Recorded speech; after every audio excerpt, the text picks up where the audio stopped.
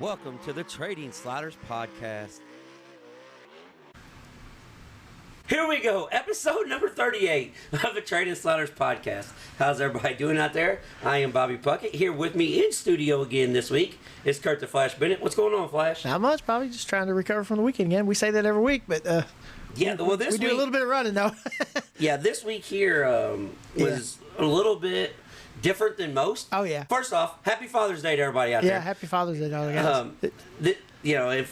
And I'm going to say this because I've had a lot going on here at least recently, and Kurt as well has recently lost his father. If you still have your father out there, it's not just Happy Father's Day, but every day. You know, take those moments, rejoice those moments, live in the moment.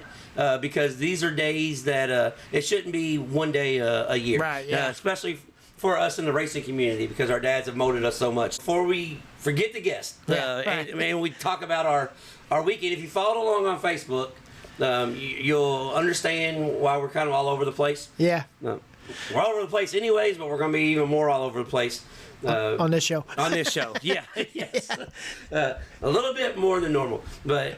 Our guest this week is the Workin Man, Chris Workman. Yeah. 7-time track champion, childhood friend of Flash, and we all grew up together, racing together. Chris Workman, him and Dean and Mike Gibson, they've got a race coming up, so we've been working on getting Cricky on, and we said, well, let's just wait, and because we guys got an event coming up, and then being dumbasses like Flash and I are, we waited a little bit too long and had to do all this on the fly. So, because that's just the way we are. Yeah.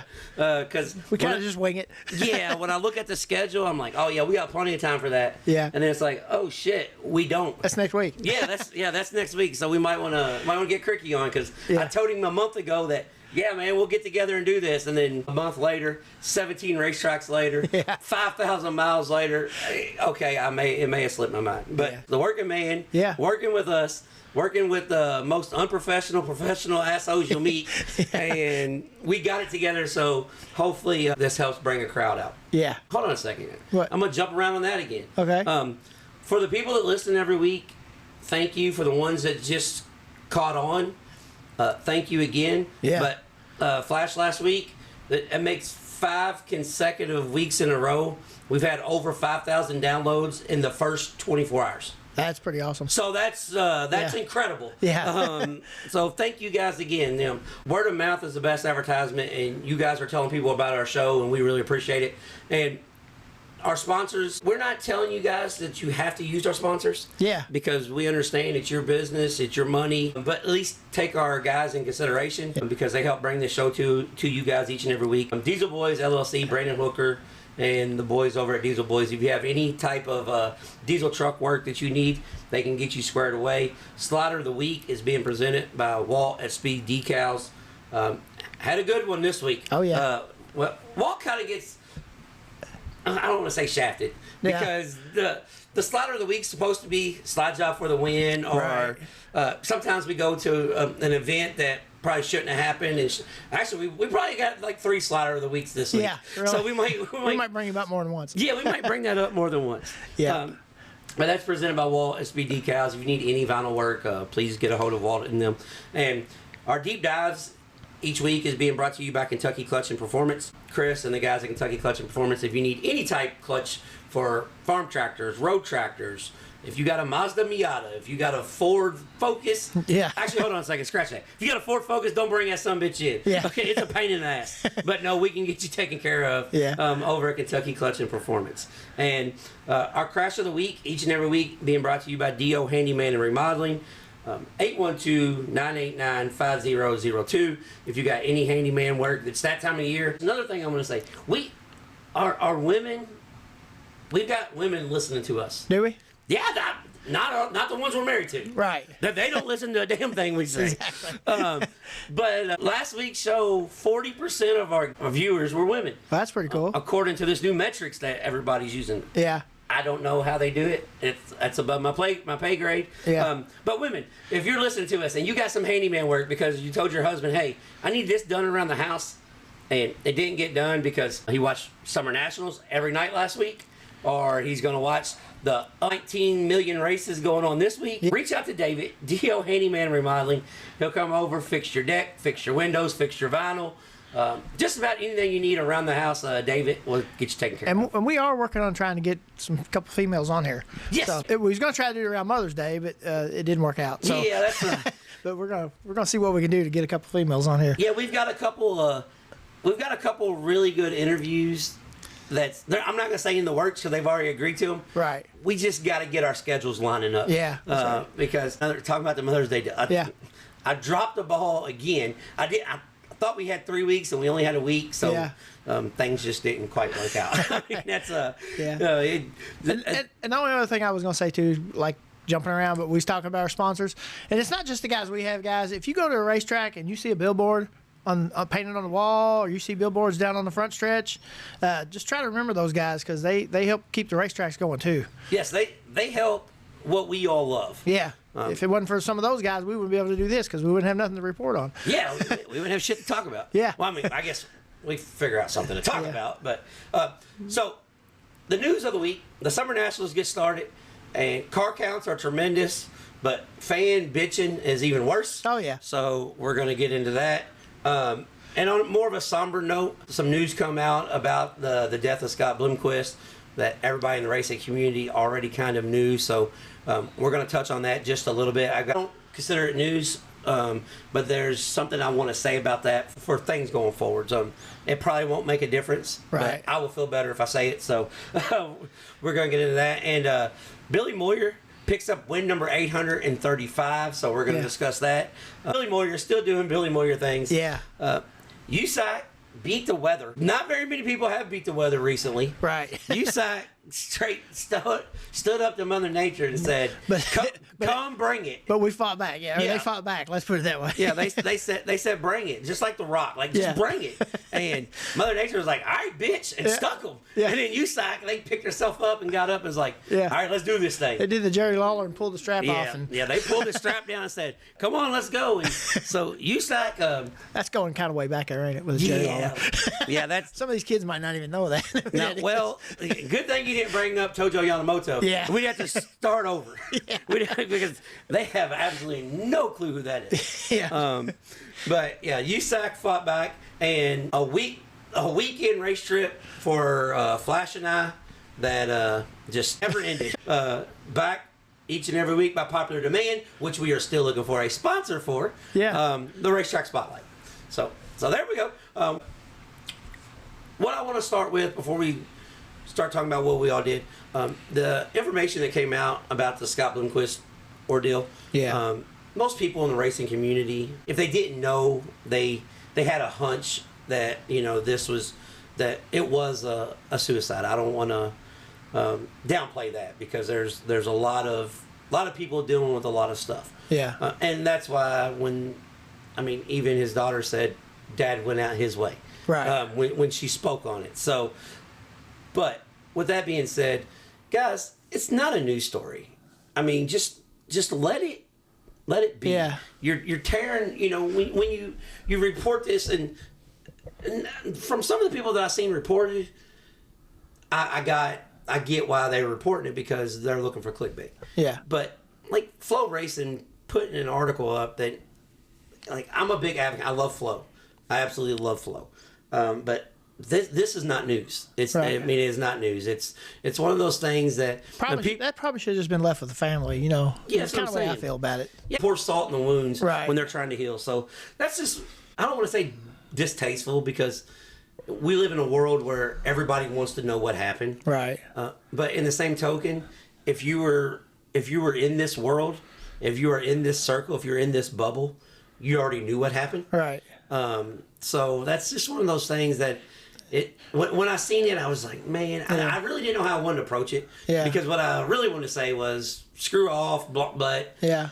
I get they got a job to do. Right. And when one of the most iconic guys in your sport passes away, I mean, it is a story. So I understand they're trying to do their job as well. Yeah. But it just sucks I have to bring it up, so many months later. Yeah. And just like, and you look at your phone, people in the family have to look at the phone and see it. And, yeah. Yeah, it's just one of those. Yeah, It's just one of those things, man. Yeah. I wish that it. Well, we all wish that it didn't happen, but I wish that it didn't happen this way, where it's just got to keep being rehashed. So, Right, yeah. Let's just, in sake of Scott's family, supporters, close friends, let's just let it go, because you're never going to forget. But let's not keep bringing it back up either. Yeah, well, so that's let them my have the own. memorials when they want to. Yeah, You know what I mean? If they want to have a memorial or something, let them deal with that. And another thing on that, I was going to bring it up last week, and I talked myself out of it. I said no, because we do positive podcasting. Yeah. We're not doing no negative. And the people that are in this group, I consider some of them friends. Oh, yeah. You know, but when somebody wants to do a throwback, and this didn't come from the family, but when somebody wants to do something to memorialize an event that happened, just because you were the T-shirt provider and you put an LLC on it, Yeah.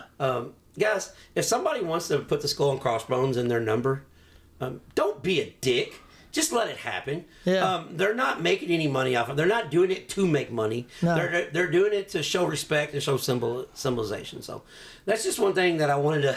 Yeah. But before I even, because I was just like, you know what, I'm gonna lose my shit over this. And, Yeah. and the bad thing is, the guys. I'm not even gonna name the group because everybody's seen it. But 2 or 3 of those guys, I have a lot of respect for. Right. But also I understand it's their business and their deal that, and a lot of people don't know this because there's a lot of ins and outs the way things work behind the scenes. But Yeah. Scott's deal with a certain few T-shirt companies was, it's your deal. You give me a cut. Right. So they came up with the design. So with their design, Yeah. they went ahead and put a patent on it. Right. So I get that point. I get that part of it too. Yeah. I really do. But if you're gonna say, hey, we don't want nobody doing no tributes at Eldora this weekend, put it out 2 months in advance. Yeah. Not 2 days before the event. Yeah, After right, everybody's before already everybody had has wraps made. So that's Yeah. my little tirade about that. So, all right. Now, USAC. We talked about it in the opening, but USAC took a swing at Mother Nature. I didn't get to see this race because we were, quite frankly, we were dealing with a Mother Nature issue of our own Yeah, we had at our own 2:30 in the morning when they ran the feature. Yeah. But I want to give a hat shake to Red Hill Raceway and the USAC National Sprint Cars and everybody involved. Like even Drake York stayed up past his bedtime. Oh, yeah. I mean, I was gonna say, everybody. hey, there's Drake York. He's past his bedtime because he looks so young. Yeah, Man. but everybody involved, and Logan Stevie took the win because they said, you know what, we're gonna get this race in. Yeah. And Red Hill Raceway, you have the Trade and Sliders podcast support. Yeah, oh yeah. We will be making our way to your racetrack this year just because of this effort that you put out. Yeah. So when schedules align, we're gonna come hang out, even if it's for a regular show. Yeah. Because racers race, and you guys took a swing at racers racing. They redone the track 2 different times just to qualify, I think. Yeah. So that was pretty awesome. And then once they did get started, they got the show done in about 40 minutes. So Yeah. hat tip them too on that. Right, yeah. I I mean, those guys are already there, and it takes a lot of money to run up and down the road. So Yeah. it was good that they got that race in for them guys. and I even like the part where I seen where Trent Young said, well, I loaded up because I thought it was going to be too muddy and they're going to cancel. I didn't want to get the car muddy. Yeah. We went and got something to eat, and we turned on flow, and they're reworking the track. So I come back and just start on the tail of the feature. Yeah. Yeah. So That was pretty cool. Trent Young, hard charger of the night. Yeah. Dead last to 5th because he decided not to run the heat race. Yeah. But awesome run by Trent Young. Yeah, Trent made a couple good runs this weekend. Yeah, he did. We'll get into that. We're going to get into that as well. So the Summer Nationals got started, and Kenny Wallace did a big thing about this. And if anybody follows along, well, I know they follow along because we got like 75 shares off of it. But Kankakee. Yeah, Kankakee. Kankakee. Yeah, I say it. Yeah. That might not be right either. But Well, Flash, I'll put it this way. it's one of those Indian names. If I'm saying it, Yeah. it's 100% wrong. Okay, so but Kankakee is Yeah. what we'll go with. They put the post out about the finances and of the ins and outs and the working of how dirt racing works. So guys, I understand, and we're not going to talk. It's been talked about all week, Yeah. but we got to do our justice and bring it up. I think Kenny Wallace said it best when he said, "You are mad because it's past your bedtime." Yeah. I seen people bitching last night about Fairbury. We were at Fairbury. Yeah. And trust me, It was you were- action. yeah, trust me. The person sitting at home bitching about it being late was no more tired than the group of three that drove 9 hours to get there in a rainstorm on 3 hours of sleep. Yeah. Trust me, okay? And then there was no bitching on our end. Yeah. So guys, just let it go. If you got that much of a problem, just find something else. Yeah. Or get up next morning and watch it. Flo has replays. Yeah, You don't have Flo- to stay and watch it. Yeah, Flow, Dirt Vision, you could. Yeah. Dirt Vision does you one even better. You don't even gotta look for it. Just go to YouTube. They'll put the highlights up for you. So with the Summer Nationals, we're not gonna spend because they raced every night. So this show would be 7 hours and Yeah. 19 minutes long. But which hell, I don't know. Our longest shows seem to be our most listened to. So Yeah. maybe we'll do a marathon one day or something. But We might have to bring Jackson in on that one, though. but it's not going to be a marathon today. Yeah. Because I am, to say tired, it is a understatement. We left yesterday morning when the sun was coming up, Yep. and we got home this morning when the sun was coming up. So that was with a whole day before. Yeah. That we'll get into in our trip. But Billy Moyer took the win on the Summer National first night at Brownstown Bullring. 835 victories for Mr. Smooth Billy Moyer. 101. Yeah, 101 Summer National Summer victories. National wins, yeah. That's tied- pretty cool. Tied him and Shannon Babb with the same amount of Summer National wins. Forever, it's always been Billy Moyer, Scott Bloomquist.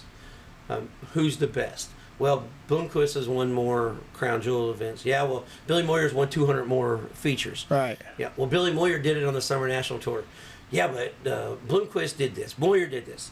I'm going to say this, and we teased Jordan Weaver back when we had him on. And Yeah. congratulations, Jordan Weaver, on Yeah. picking a win up last night at Paragon. Yeah. Seen that in my Facebook scrolls as I was doing stuff today, too. But Yeah. to me, the Summer National thing is what sets Billy Moyer apart and the Scott Bloomquist. And I'm going to go on record and say, to me, my GOAT of all time is Billy Moyer. Where Flash is, he likes Scott Bloomquist. Yeah. I mean, we don't argue or have a protest or Right. whatever the hell's going on in the world right now. We're not. We can sit here and talk about it and be like, Yeah. okay, well, Yeah. okay, I don't agree with you. And then, but we're not stabbing each other. Yeah. We're not throwing punches at each other. We're not flipping over cars. Yeah. It's okay. Yeah. So I'm not going to debate Moyer or Bloomquist, but in my eyes, Billy Moyer is the greatest dirt late model driver of all time. And if you think Scott Bloomquist is out there, so be it. That's, Yeah. in your eyes, he's the greatest. But it's astonishing what Billy Moyer does at his age for somebody that really races part-time. Yeah. Races whenever the hell he feels like it. Yeah. That's what And he did this just coming off of a double bypass heart surgery. Yeah. That he didn't even know he had a heart attack. Right. Like, Billy Moyer is one of those guys that's like, yep, I had an issue, but no issue because I am the man. Yeah. But Billy Moyer took the win on night number 1. 44 late models, 42 mods. Trev Jacoby took the win in the mods. Brownstown Bullring never disappoints. Had a cushion, slick in the middle. Yeah. Moyer showed the guys how when you need to rip the top, you rip the top. But you guys are going to stand there and beat your shit together on the top. I'll run through the middle and pull away. And the good thing about that is Harrison took the lead from Moyer. Moyer had to fight back and take it back. So Yep. it was a good race. The same night, Tuesday night, high limit sprint cars were at Eagle Raceway. And Eagle Raceway is just unbelievable. Oh, yeah. It is the most unbelievable racetrack in the country. And with that being said, this week's DO Handyman and Remodeling Exactly. Crash of the Week is Corey Day at Eagle Raceway. Yeah. We will put this out on our social media platforms if you haven't seen it. But if you've looked at Facebook, Twitter, Instagram at all in the last week, you've seen it. It's the sprint car that's running 140 mile an hour and leaves the ballpark, Yeah. crashes through the catch fence, racing for the lead with Buddy Kofoid. Corey Day and Buddy Kofoid was absolute dogfight of a war. I mean, yeah. going It was at good. it. That was was probably the race of the week. That had potential to be in Slider of the Right, week. yeah. But they ended up with 43 cars, and Buddy Kofoid took the win. $50,000 to win, so big payday, but a huge crash. I think it was 55,000, wasn't it? Was it 55? I think it was, yeah. I don't know. These notes. If people have really seen the way we got shit stored today, if they really wouldn't believe we're putting a show out. Yeah. I've got shit sitting We might everywhere. take a picture of this one day and just put it on our thing. Just because. Yeah. We'll get the right. I got stuff sitting everywhere right here. Yeah. We're doing good just to get a show out tonight right now. Yeah. So we moved to Wednesday. Kankakee. Yeah, Kankakee, because I butcher words. Yeah. That one's for you, Chase. But as the cat decides to make her weekly visit in the show as well, they had 48 late models, 30 mods. Jason Fager took the win in the late models. Derek Loss took the win in the modifieds. We talked about, okay, Shy, we got it. Okay, we got it. We do this every week. It's the same thing. But the track took an absolute beating for taking an hour and a half track prep at 11:30. Yeah. But I'm going to say this in the racetrack's defense. They did make the track better. Yeah. And we say this all the time.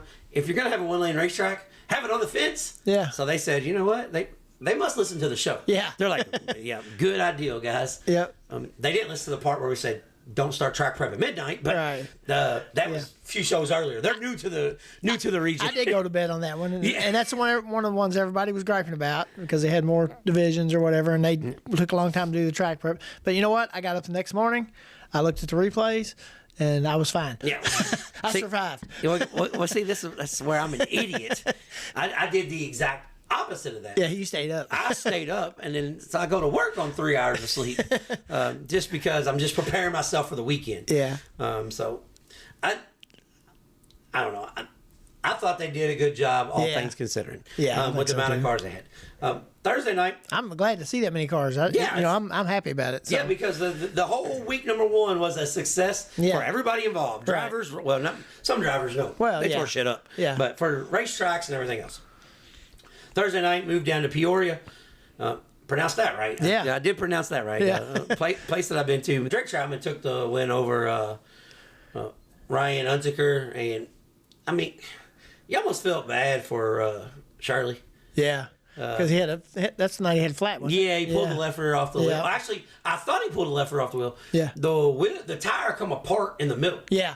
Same thing happened to Brandon Shepard last Brandon night. Shepard says he had a picture of it on there where it split. Yeah, so it was but the racetrack was rough, hammer down, staying on the gas. So it was overall it was a good show really. Drake Troutman to pick up the win. In the mods, Trevor Neville took the win over a local kid, my neighbor.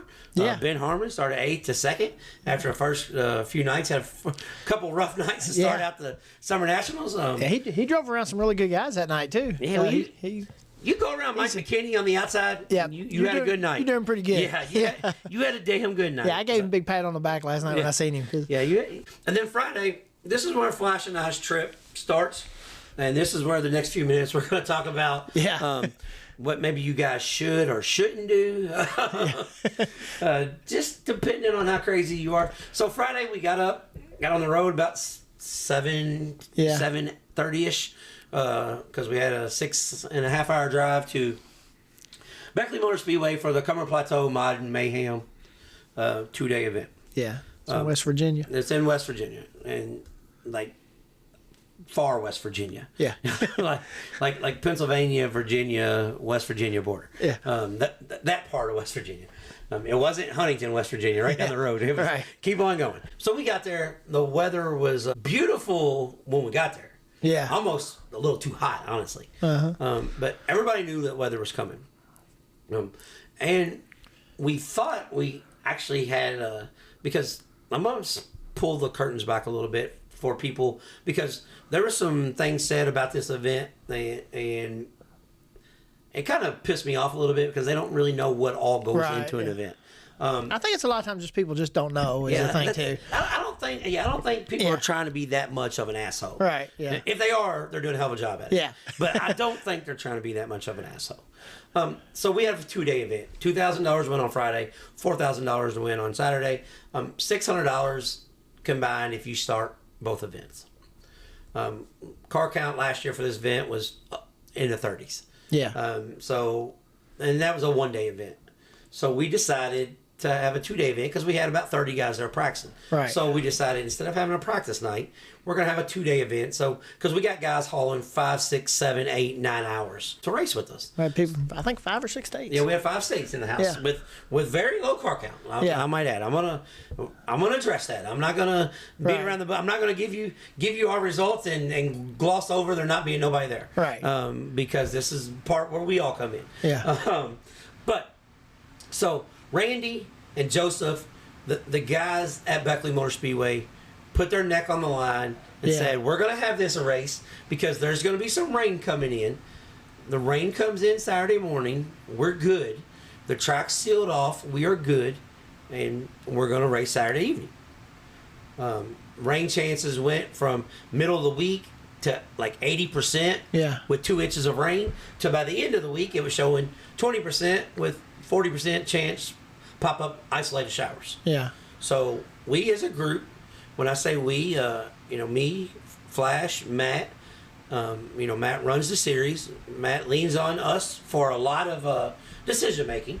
So if there's some things you like, Matt did it. If there's things you don't like, I did it because I'm okay with that.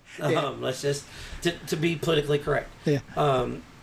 So we decided to go on with the event.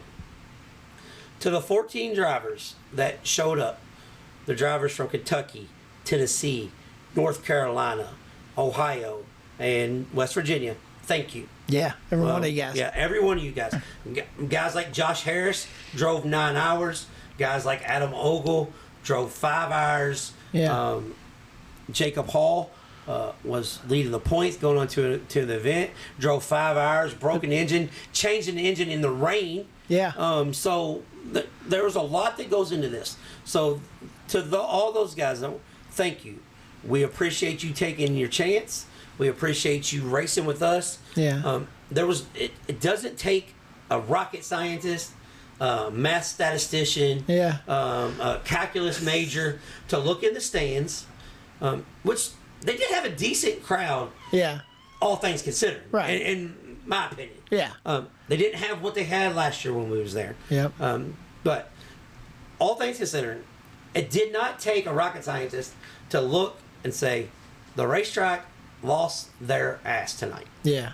And I don't know what the total number was because I'm not on that side of it. Right. I mean, if I want to, if somebody really needs to know what the number is, I can send a text and know. But that's not the point here. Yeah.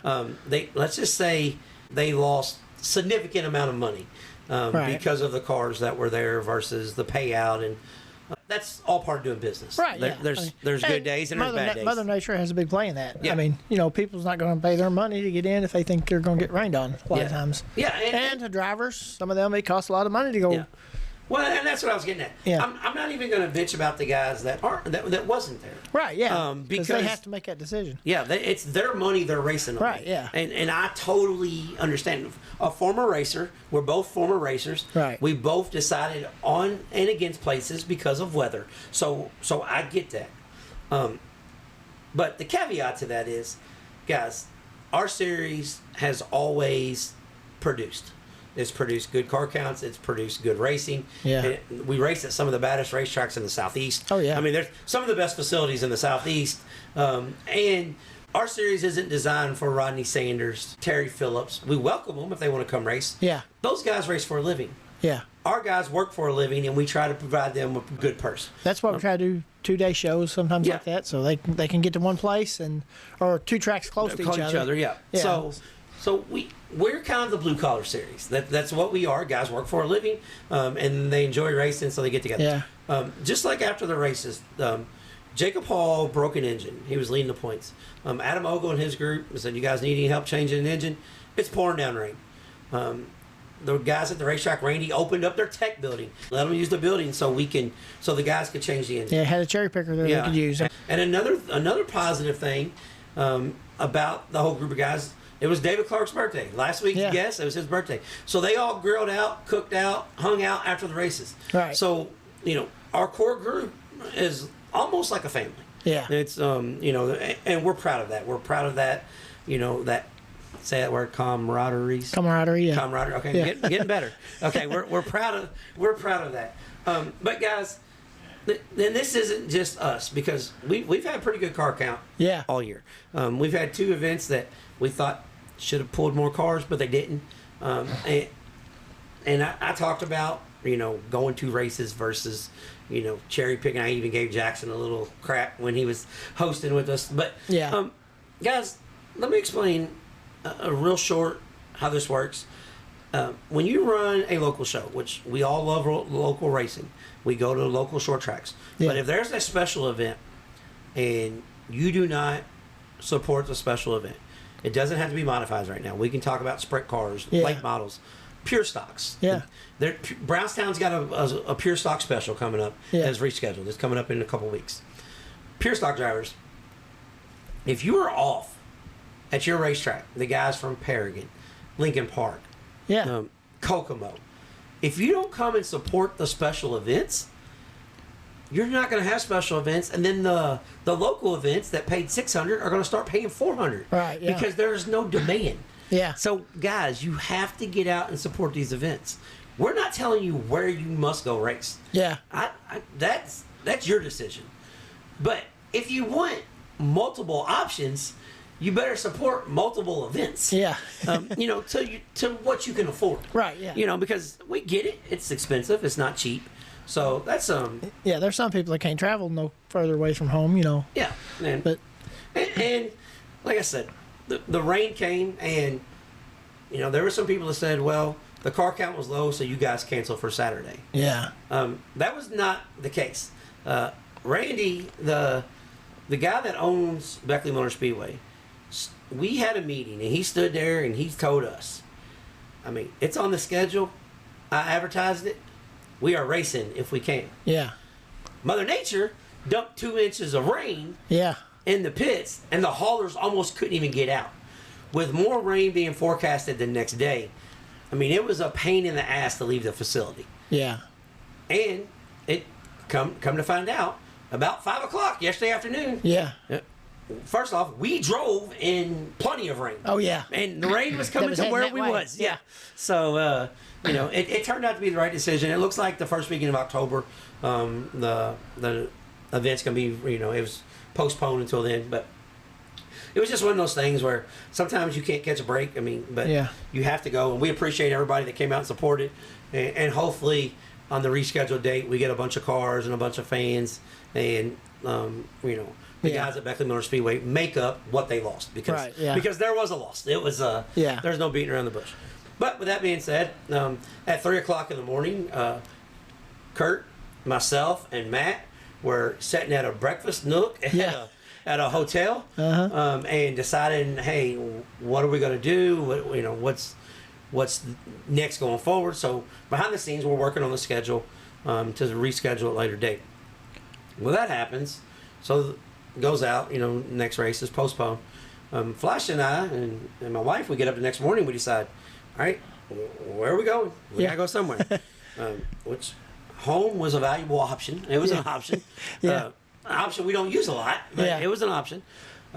Or could we go over to the Carolinas or to Virginia, because the weather wasn't going to get there until after hours. Right, yeah. Or we could, go 9 hours or 8 hours and was 37 minutes. 8 hours, 37 minutes, I think is what it said. That's what it said.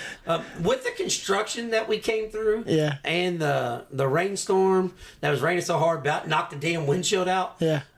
It was about 9 hours and 15 minutes Right, is yeah. what it took us to get there. Yeah. So we decided to make the trek across 3 states, Yep. and check out the Fairbury American Legion Speedway. I know we had some people asking about the race day report. Quite frankly, guys, Yeah. we were going to give a race day report when we got there. But when we got there, cars were rolling on the track for hot laps. You wasn't going to hear it anyway. Yeah, you ain't going to hear shit. So, Yeah. Because they don't mess around at Fairbury. yeah, but if you pay attention to Facebook, they dicked around all night. Oh, yeah. But for guys that were sitting in the stands, eating an excessive amount of food, Yeah. they did not dick around. They did what they had to do to get the races That's in. right. But Fairbury Speedway, there's a few racetracks that I've been to that when you leave, even on a bad night, you're like, man, this place is still good. I've been to Fairbury probably, I'm gonna say 20 times now. Yeah.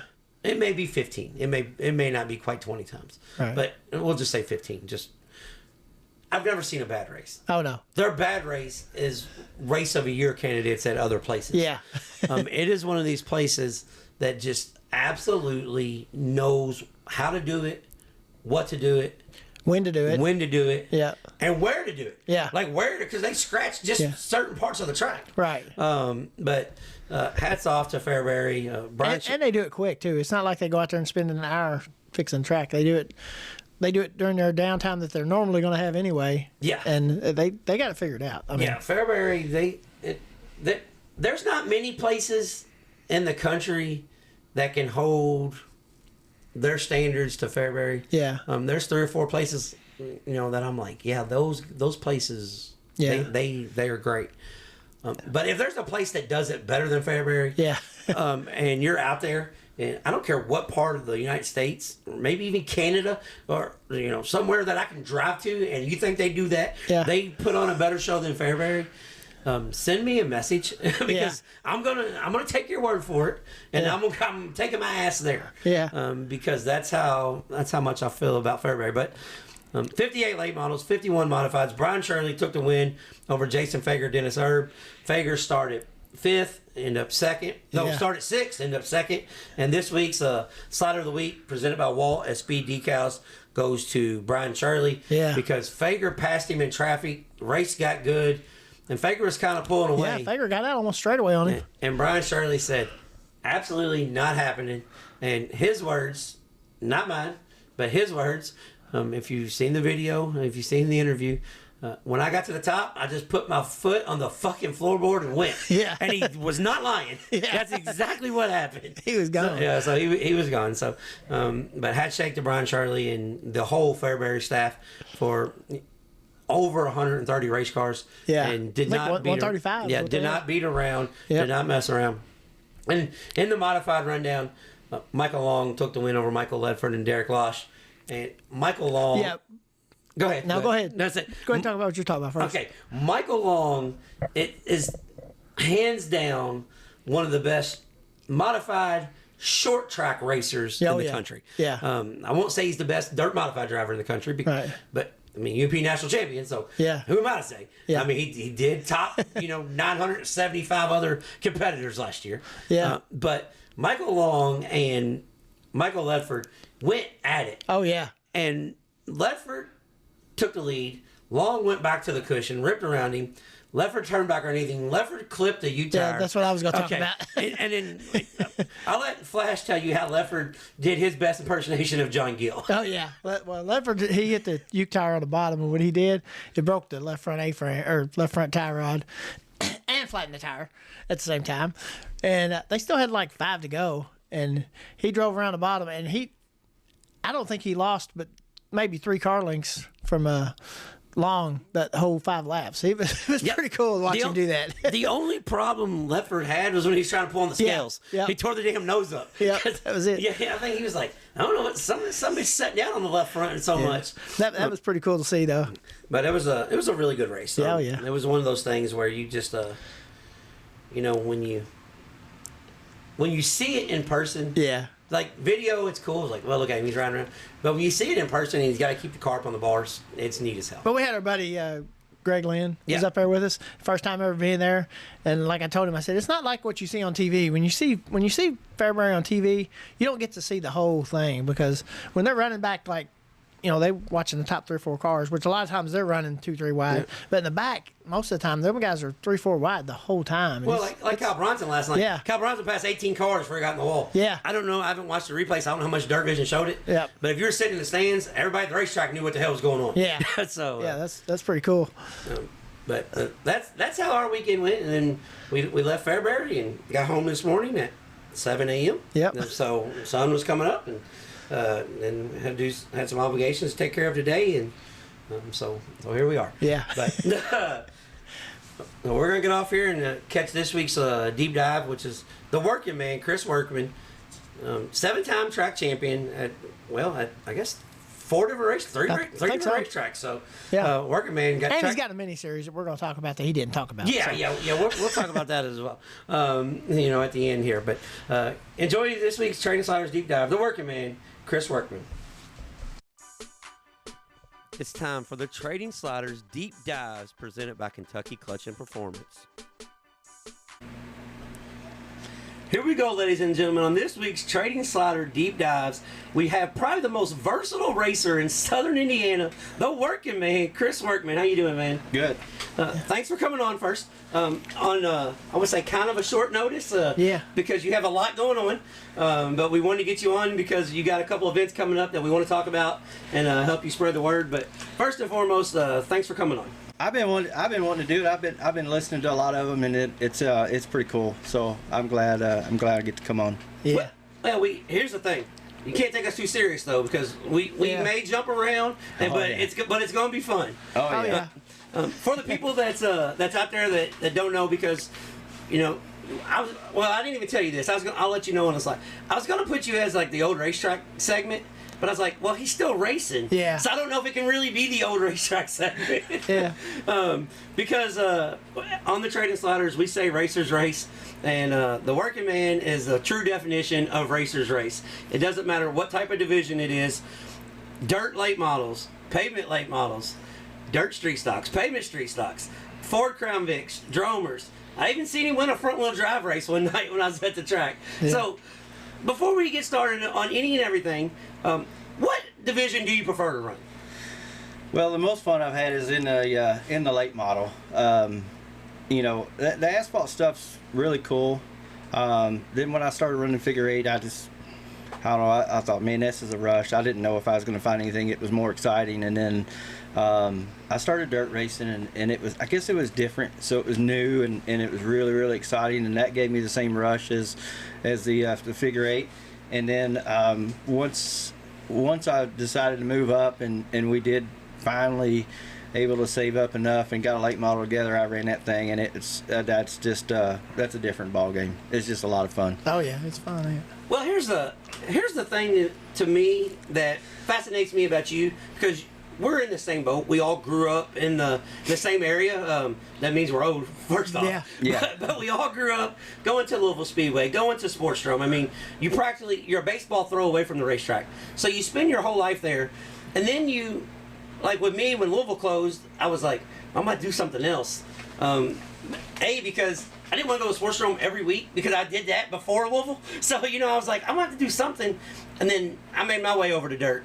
And then Kurt made his way over to dirt. And then once you went dirt racing, I was like, yeah, see, we're all in the same circle. It's a different challenge. But growing up racing at the Sportstrom almost prepares you for anything. Yeah. Yeah, I mean, there's a lot of guys that say that, Sportstrom's tough. If you can win at the Sportstrom, you can win anywhere, and I believe it. The competition's always been tough, and like I said, I think it prepares you for other racetracks. So when you do go and venture out, and everyone's like, man, where'd this guy come from? I'm laughing because a lot of these guys don't realize, Cricky, that me and you started in the back every single night. It lasts 24 cars. Yeah. That makes you a race car driver. Oh, yeah. Oh, yeah. Well, it's either shit or get off the pot. Yeah. You either got to figure it out. These guys that were mentioning about inverts, they don't understand. No. A redraw would be wonderful compared to what we came from, Yeah. So. Give me 6 or 7. That'd be great. I was knowing we had Cricky on today. I'm gonna call you Cricky because But anyway, when I knew we was having him on today, I got to thinking about Clarksville, where we grew up. I mean, Cricky grew up 2 doors up from me. We played figure 8 on bikes in the parking lot next door to his house. Oh, so, they were a little older than me, so they were a little bigger, and they had the advantage, but... Yeah, but we never run over them too bad. Yeah.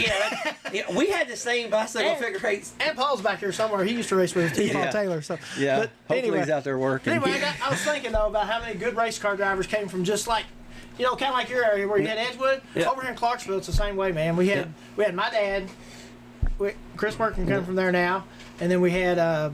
Harold Taylor, good race car driver. Frank Kimmel came right across the street over here. That were just right across the road. Yeah, I mean, we had a lot of really good race car drivers come from this area. So. Well, see, it's something in the water. I guess it's the Ohio River. Yeah. I guess it's just the. I know what it's not. It's not that sewer plant across the street. No. Yeah, hold on a second. How do you deal with that every day? Man, luckily, I guess I'm just used to it. Yeah. So. Well, you raced the sports drum, so you're used to the smell. Yeah. I remember, and Kurt's he's going to probably remember this a little better than me, but I remember being really, really little. And right in between where we lived at and where Kurt and them lived at, there was an old couple that lived there. Yeah. And I remember being little and they were moving. And man, they were always so nice to us when we were itty bitty. You know, they'd take us riding in their wagon and stuff. And I remember asking Dad, you know, and I was like, well, you know, why are they moving? And I don't know why this stuck with me, but it did. And he goes, well, they're building a shit plant down the road there that says it's not going to stink, but if you're going to pile shit up somewhere, it's going to stink. So that's that's I keep remembering that. And I Well, you know the house you're talking about, Cricky? Yeah. You know, we own that house now. Yeah. I think it still has your height marks in the basement. All of us kids, every kid in the neighborhood has got height marks in the basement on the wall down there where he would mark it for us every year. Yeah. Well, it's funny you said that because when we pulled up, I said, damn, that smell. And Kirk goes, yeah, they said when they was building that, it wasn't going to stink, but look at it. That's funny you said that. Yeah, that's one of the I guess us Clarksville guys remember that. But no, it's man, there's sometimes it knocks you out, and then other times you can't even smell it at all. So they say that there's a way they turn it on and turn it off. But I figured if it was me, and I lived in this area, I would want it to be stinky during the day while I'm gone at work and not when I'm at home relaxing. So to see that would make too much sense. Yeah. I mean, why in the hell would you want to do that? Right, well, my garage is right down the road, you know, to the, I guess it would be to the south of it. So when we get a south wind, you can smell it down there. But usually you don't smell it down that end of the road. But well, Flash, I got bad news for you. Usually if you got a south wind, we got a hell of a storm coming. Yeah, exactly. So you better take shelter. That's right. It's going to be bad. Shit's actually going to hit the fan. Yeah, shit. Well, shit's going to hit everything here at World's. I mean, it's right across the street. Oh, yeah. 3 Dromer Oval titles. Or 2 Dromer Ovals, 3 Dromer Figure 8 titles. There's a year you won both of those together, too, correct? Yeah, and I don't know. I mean, I think they talked about it, but Mike used to always talk about it. He said, you know, there's been guys that's won multiple championships, but they always had different cars, and we were doing it that year. We did it with the same car, so and it was separate. It was a separate division. So you know, I think the year after that they decided to kind of do like the combination with them. So you screwed up the Dromer division. A couple times, I believe. Yeah, a couple times. So but yeah, they didn't let me run for a long time. First time I won was in '04, and the rule was you had to just move out. That's what got me racing figure 8. I couldn't afford to really move up a class, so I just had to move over to the figure 8 class, and I ran that as long as I could, and then eventually, you know, I'd run the street stock extreme, whatever they called the class there, you know, driving for other people, but you know, driving for my uncle a little bit here and there. And we finally kind of went back to the Dromer figure 8 just to have some fun.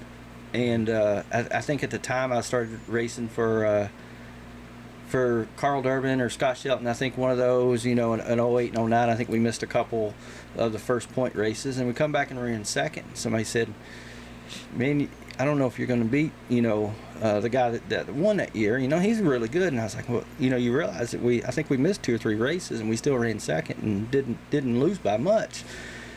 And they said, I don't know, man, he's awful tough. And then we went on to win the next 3. So well, that's pretty astonishing, because when you was running Dromer figure 8, there was 30 cars. Yeah. You know, it wasn't like at the end of the Dromer deal, which for people that's out in the country don't know what Dromer is, it's a pure stock, bigger body car. You know, it's supposed to be stock. 118 wheelbase or whatever, supposed to be stock, but all stock divisions are supposed to be stock. And we're going to talk about that too, about you being a tech man as well. Mine were pretty. Believe it or not, mine were pretty stock. I mean, of course, we pushed every rule that we could, but being a tech man, it's okay. It's okay, Cricky. You're not going to run no more. I never had enough. I never had enough to really cheat good. Let's put it that way. But here's the thing: being a tech man, you better say yours was stock. We're not coming on. Man, I was cheating that shit all to hell. Well, and that's the thing. That's the thing. You know, working with the couple racetracks that I've been working with and racing, I get guys come up to me all the time. They're like, "Hey, man," and I just kind of giggle and laugh. I was like, "I get it. I get both sides of it. I've been on both sides of it, but here's where we're at. We got to stick by the rule." And they're like, "Okay, well, I understand."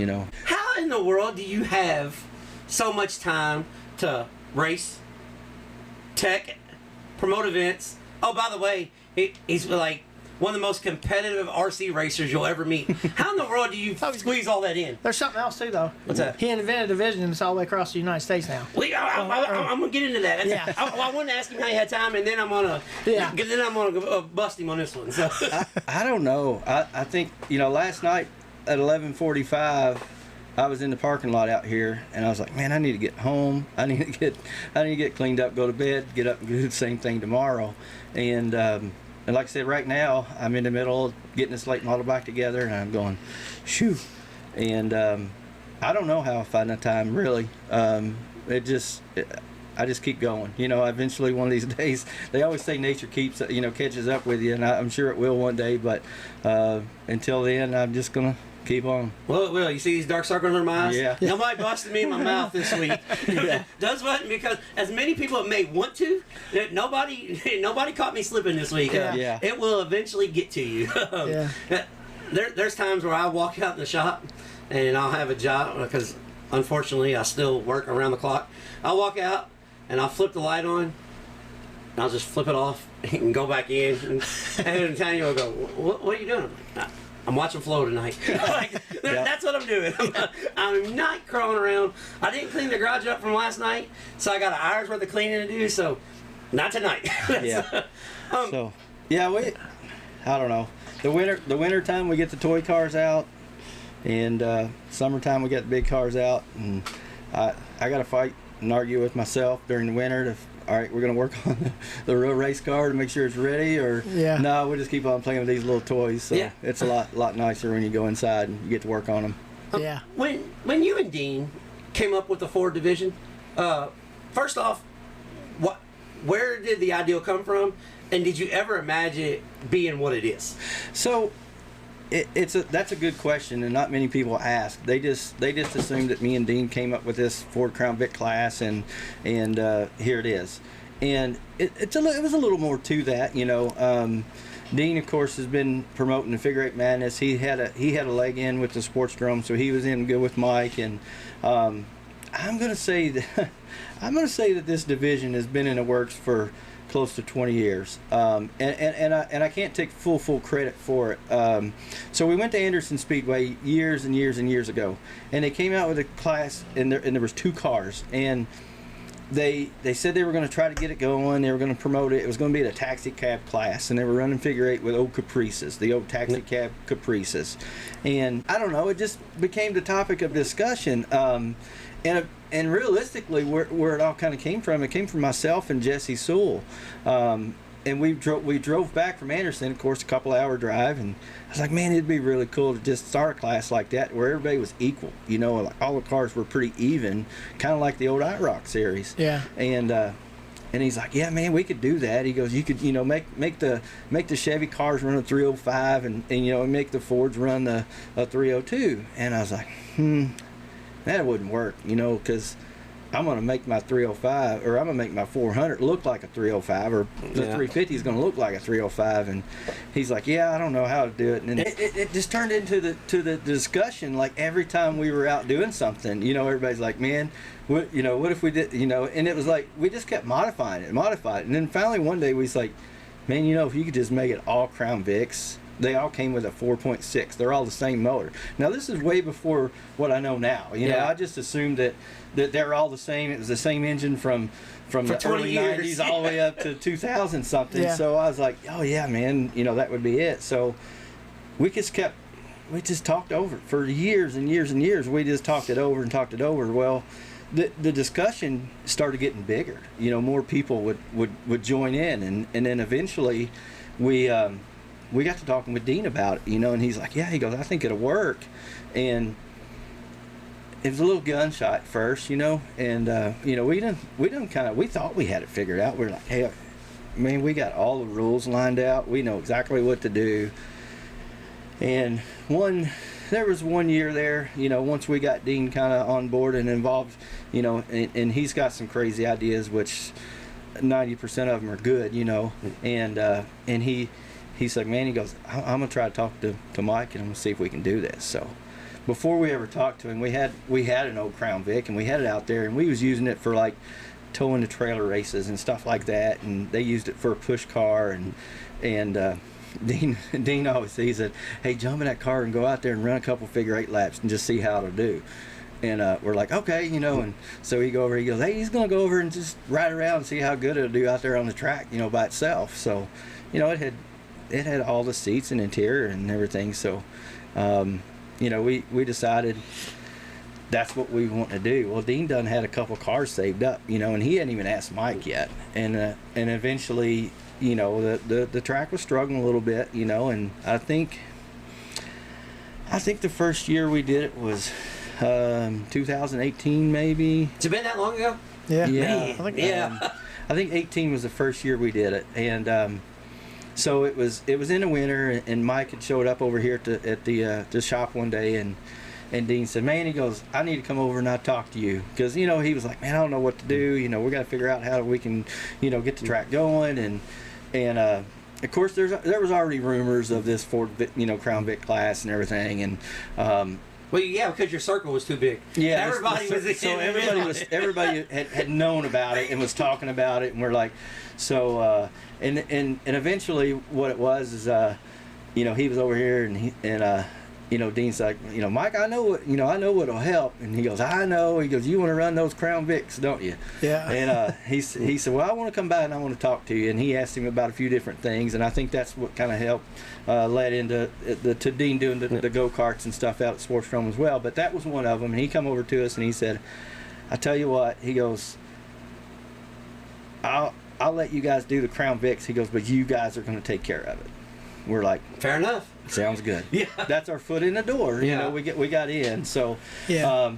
So I focused on that pretty hard the first couple of years, and Brandon Taylor, he's a, he was really against it, and there's a part of what he didn't like about it is completely true, but the initially going in, we never even told Brandon, because he was already negative about it, so we're like, we never even told him or anything like that. So like, I already knew that we were making the announcement, and we were racing our RC cars on a Friday night, and we were announcing, we were releasing this information on Sunday, and I was working on my RC car. We was over here in Clarksville. We were racing figure 8. Had a whole bunch of Sports Drome people over there playing figure 8 with their RC cars, and he's like, well, he goes, I just know one thing. He goes, them Crown Vics won't be racing next year at Sports Drome.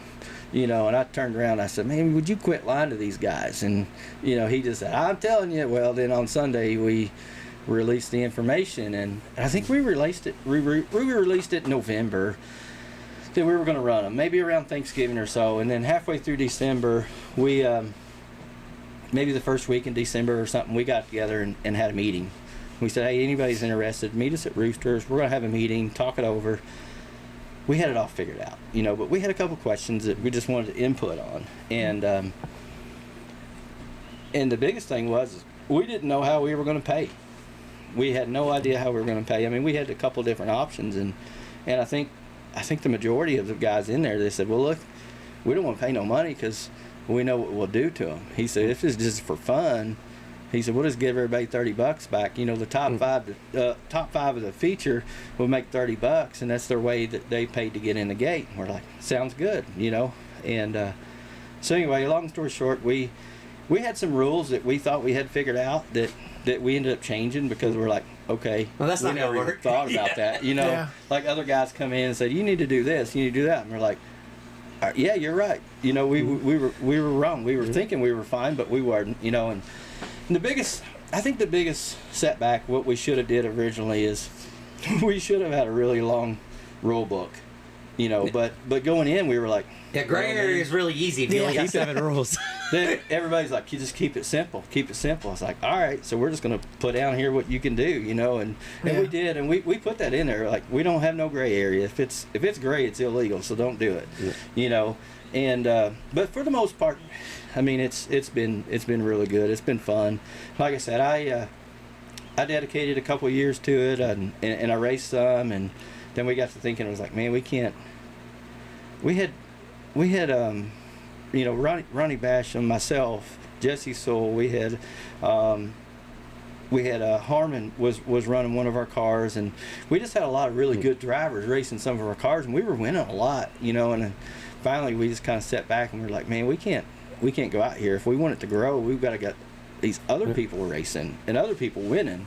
So we just kind of stepped back, and I would go out and race every now and then just to have fun, but you know, never really took it serious. And then look at it today, it's just blown up. So well, yeah, I think one of the coolest things about this too now is they've got the future stars, and it gives those younger kids a place to go learn how to race now. Oh yeah. And I mean, we got to have kids, or none of us will be watching races later. Yeah. Because it's hard to get kids involved right now. And none of us are getting any younger. Yeah. I mean, we are already out of it. Yeah. I mean, you know, Tricky's still hanging on. Yeah. We've already. I've talked to a bunch of these kids and you know, coached them and stuff, and you know, Carter Shelton's one of them. I've talked to him a lot, and he's won some races, and just amazing how much they pick up over time. But one of the coolest things I got right now, I got Titus Roberts racing our car on Friday nights with KKR, and he's did some go-karting a little bit, but he's never been in a car at all. And he's I think he's 13 now, or just turned 13. He got in the car, and we had about three sessions of practice, you know, or 3 different days of practice, and then we had his first race. And he's a really, really smart kid, and he knows a lot. And I'm like, okay, but he's still young, and he's got to learn. And we went, you know, like I said, we'd get him good here, and then we'd fall off a little over here. We'd get him good here, get him driving in good, and it was on the brake too much or whatever. And then finally I said, I told him, I said, man, one of these days you're gonna get everything that I've told you, and you're gonna put it all together, and you're gonna have a really good lap. You know, and that was where we were struggling. We couldn't get a good lap in. So it was his fifth day in a car, his second race out, and he goes out and he wins a heat race. And you know, we're pretty excited. You know, I mean this is like you know, if my own kid was winning. So I thought, man, this is pretty cool. And I walk over to him. I said, man, how's that feel? He goes, it feels pretty good. And his parents were excited, and he said, calm down, it's just a heat race. That says a lot. Yeah. And I said, man, this kid's gonna go somewhere. You know what I mean? So we go out, and I told him, I said, man, this is the only thing I could really say you did wrong in the heat race. I said, you still won, but you almost got beat. And he goes out in the feature, and he just lets her rip, and he leads every lap and wins. So yeah, that's cool. Well, the main thing is you guys have rejuvenated short track, especially in the Midwest, but it's taken off. It's down south now. Yeah, it's everywhere. You know, hasn't quite made it all the way to the West Coast yet, but they're a little behind over there. It will eventually get there. It's going. I believe, you know, of course, I do the exhaust on a lot of these cars, and I've had a guy out of Wisconsin, I believe. He's ordered some exhaust system parts and stuff, and I've sent out to him. So it's up on the East Coast, and it's going out west now. So. Well, I should have talked to you about this, because I talked to Dean about it one day, but I'm not gonna say Dean gave me the blow off, but he had a lot going on. But I told him, I said, Dean, you guys need to sanction this. You need to have everybody in the country that wants to do this, like a UMP or like a CRA deal, you know, buy in a sanction, have a national champion, which he's running a business, helping with the racetrack. I get he didn't want it, but I mean, you guys missed a golden opportunity. We did, and we say that all the time. If we were smart enough to do that, we would have. But he should have listened to me, because I had a 20-minute conversation with him about it. Yeah, and we say that all the time. It's like, man, I wish we could figure out how we could make money off this deal, but no, we just, like I said, we did it because we just love racing, right? And that was the whole idea of doing it to begin with is just trying to save the racetrack that we all love. So well, in that conversation, he did listen to one thing though. The Sports Room does have my race pass now. He did listen to that. Yeah. He picked up one, but he didn't pick up both. Yeah. He did pick up one because I told him, I said, Dean, they can sign in when they come in. He's like, what do you mean? I'm like, no, the drivers can sign their self in. He goes, so we don't gotta walk to every car. I'm like, no, they can check their self in. And then like 3 weeks later, they had my race pass. Yeah, which is awesome because I've used it all over the place. And the first year they had it, everybody over there, they're like, man, this is stupid, this is dumb. I can't understand. I was like, I'm telling you, as soon as you guys figure this out, you're gonna love it. I said, you don't have to go looking for the lineup sheet somewhere. You just you know how many cars are there. You know how fast you was. I said it's gonna be worth it. You just got to learn how to use it. Well, especially at the Sports Room when you got 90 Ford Crown Vics. You don't got to go up there and flip the board around. Hey, I'm not in this race, and then they flip it back around. There's been many times back in the old Dromer days, I go over and be like, I'm not saying nothing. They got me starting on the pole of the B feature. And then somebody will say something, and then I'm at the tail of the A. I'm like, yeah, I knew that's where I was supposed to be. But I wasn't going to say anything. Right. So, how do you and Dean make all this work? You guys work together. You race together. It's almost like a family operation. How do you guys make everything gel? Because it's a lot of push and tug, push and pull. You got to do this. You got to step away. So how does it work? Man, I don't know. I mean, we both have the same drive, I guess, as far as what we want. We want to go race. We want to have fun, and we just want to help everybody we can. He's a big influence on what I do, and I think he's changed me a little bit. I used to be the one that gets mad, and I'm going to run into somebody if I'm mad at him. And he really calmed me down a little bit on that end. He's like, hey man, he goes, there ain't no sense of getting mad. He goes, that tire's flat. You know what I mean? He goes, it's not going to air back up. And I'm like, yeah, I kind of know what you're saying there, Now, so part of that's getting older. That's what I was about to It's tell getting older. you. So I don't want to work on my shit all week long. That's part of it too. So, but yeah, that people they ask me that all the time. They're like, man, I'm like, hey, back in the day, I would have junked that car and we'd have been working all week just trying to fix it for the next week. But and with a late model now, you don't want to do that with a nose piece. No, I can't. They're I way can't do too that. expensive. The nose piece alone is 3 Dromer clips. Yeah, absolutely. So With you guys going forward, you're one of the most. Every time I see somebody, first off, everybody knows me that listen to the show. I'm new to Facebook. I never had Facebook because I coach basketball, and I didn't want to hurt my mama's feelings or nothing. So I didn't have. But I'm new to Facebook. But every time somebody puts something on there negative, or somebody puts something on there looking for a race, you are the biggest advocate for dirt racing. I know you guys got your hand in the sports room, and you've almost got to be loyal to the sports room, but you're one of those guys that just Florence is racing, or this track's racing, that track's racing. So are you trying to grow the Crown Vics everywhere, or you just want guys to experience what you experience? Because we all stay in a small bubble until you go somewhere else.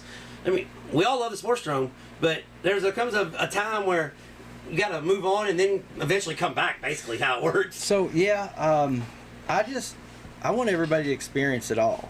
But the main thing is, I love the Sports Drome. That's my home track. It's 5 minutes from home. But I've been there and I've done that. I've done it all. So yes, I want everybody to go experience it.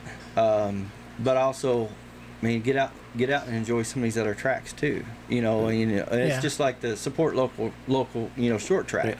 No matter where, you just go support one. Because that's what's going to keep it alive.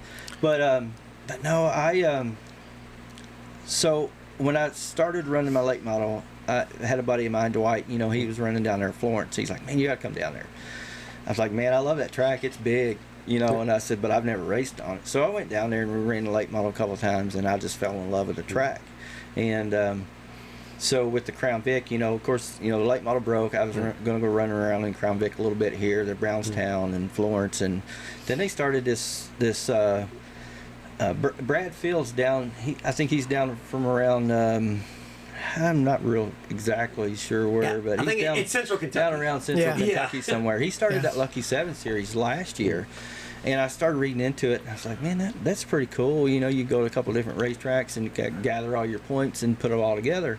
And it's like a little mini championship. So I come up a little bit short last year, but I really had a good shot at it. I, you know, was leading for a little while and just kind of fell apart at the end of the season. Really had a lot of bad luck. Well, that happens. Yeah. We lost a motor, and then we borrowed a motor and went down. I was going to try to do it again, and was leading it at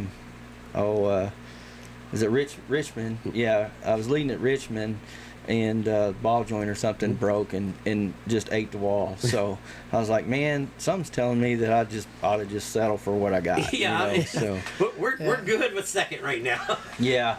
So I'd already locked up the championship at Florence in the Crown Vic, and really, and that's what it was. I mean, I went down to Florence, and I started working with the guys there and kind of showing them what to look for and how to tech the cars. And they're like, okay, what do we need? You know, what computer equipment do we need to check to make sure there's nobody that's tuning the computers and stuff? And I set them up and gave them everything. And there's a few other guys that's done the same thing that I've helped out, and they've passed that information along down to some other racetracks. You know, I think Rockcastle had the equipment to check it. Richmond had it.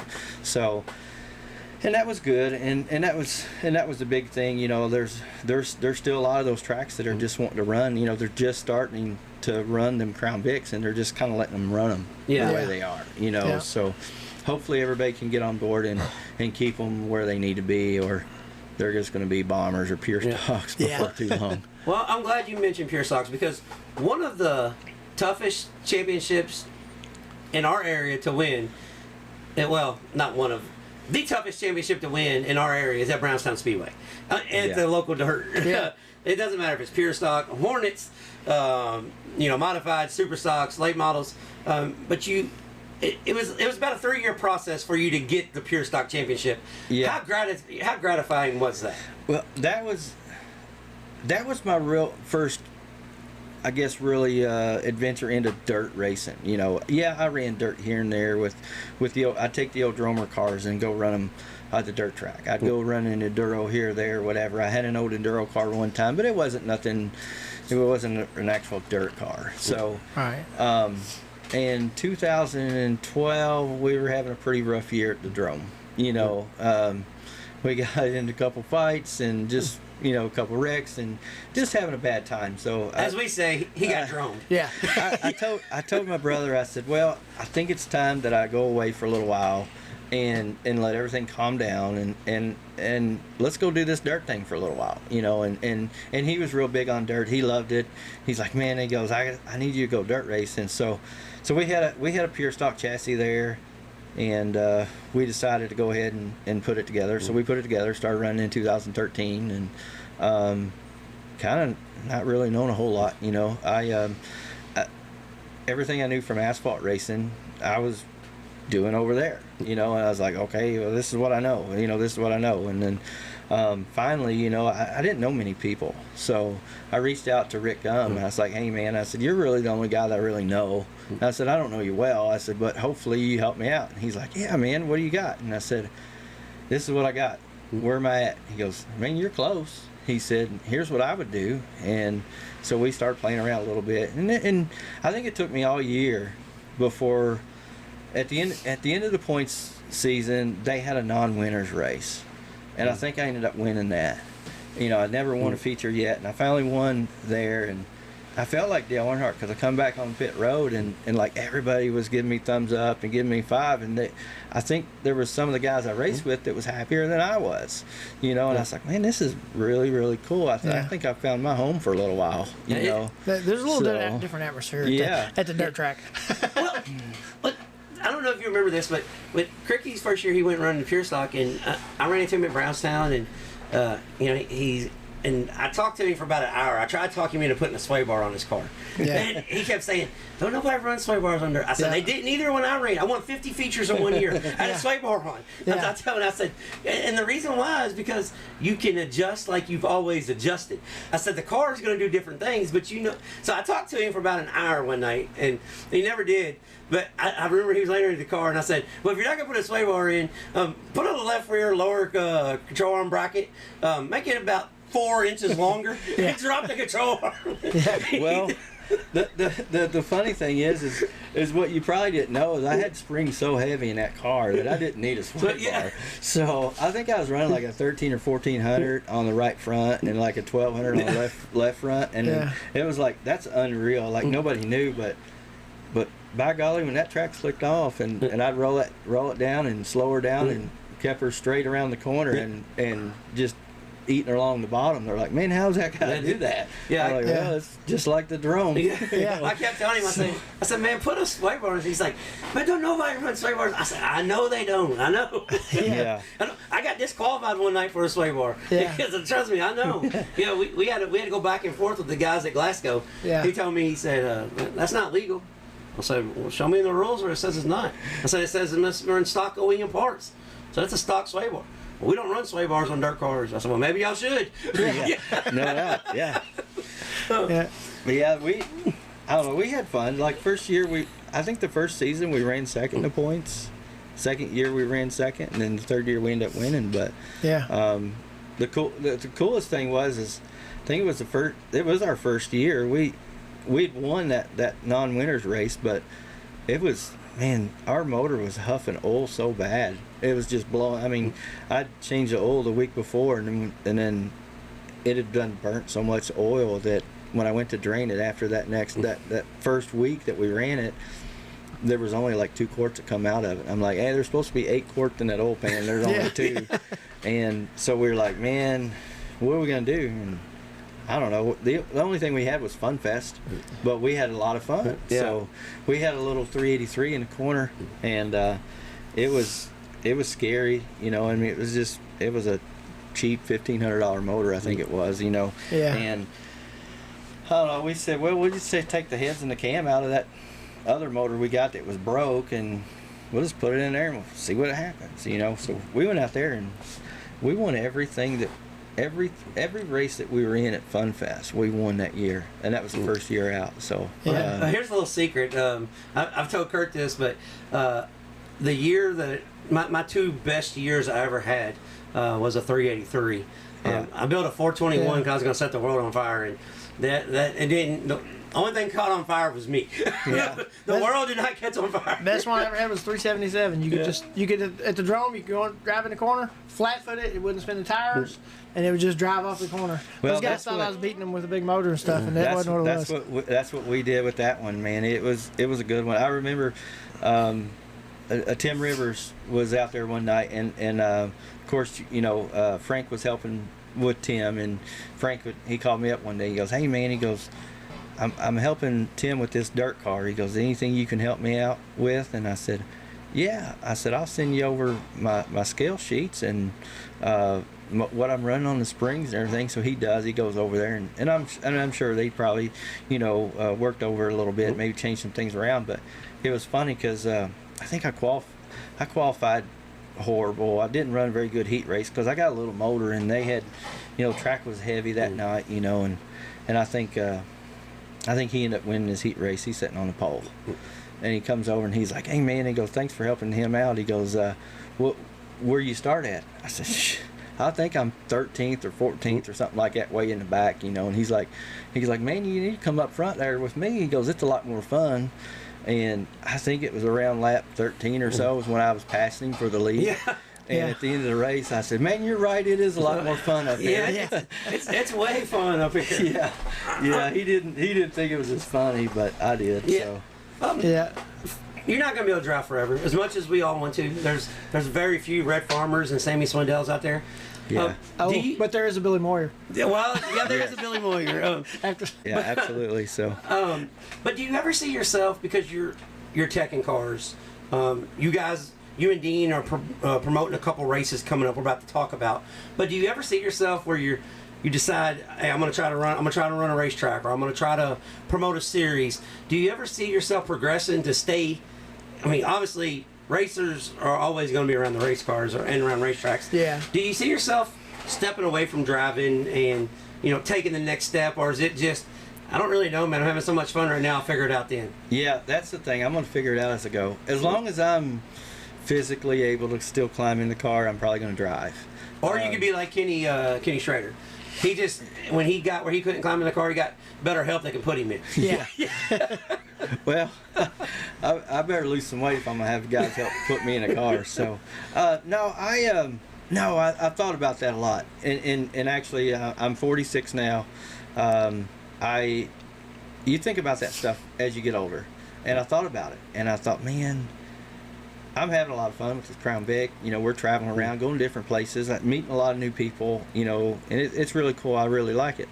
But my goal is to get the late model back together. I just have so much fun with it. So, and I told somebody the other day, and they're like, realistically, what do you think? And I'm like, well, my car's not that new. Yeah. I said, so I think possibly maybe a couple more years, if I can run the late model a few years, unless I was able to hit the lottery or get a lot of sponsorship help or something, because eventually that car is just going to be too old to compete or to even, really to even run. have fun. So, yeah. So, I told someone maybe a few more years and then just tinker around and maybe, if somebody wants me to drive for them, I'll do that,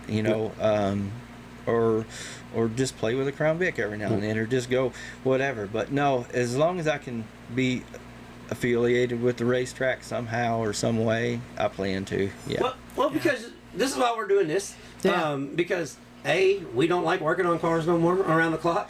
Yeah. We don't like leaving the racetrack mad.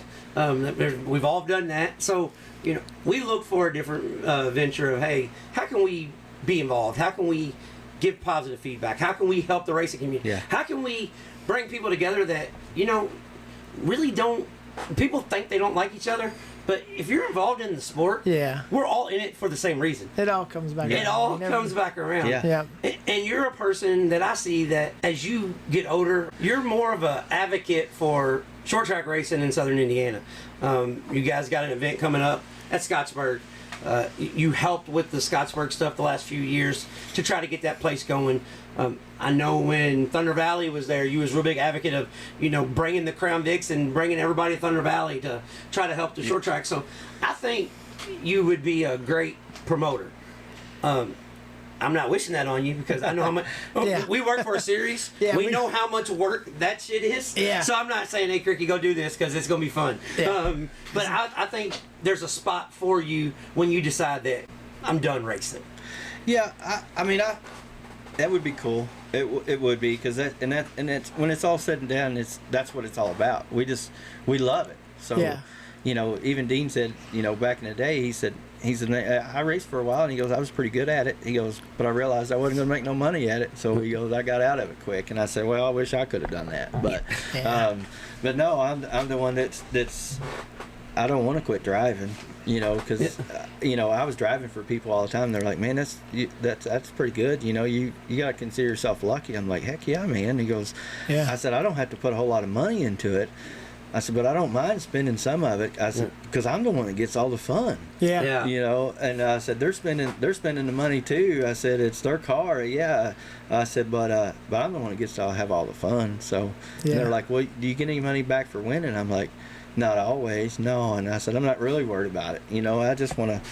I just want to race. I'm the one that gets to race it and get all the excitement out of it. But back in the day, even when my brother was around, that's what he said. He goes, I think I get excited just watching you race just as much as when I was driving. So Brian was a big race fan though, of any kind of racing. So it depends. I think there's some people that just would rather watch their car go around the track rather than actually get in it and race it. So if there's any watchers out there that's got some cars, the Workin Man doesn't mind doing the work. Hence the nickname, the Workin Man. He's working around the clock.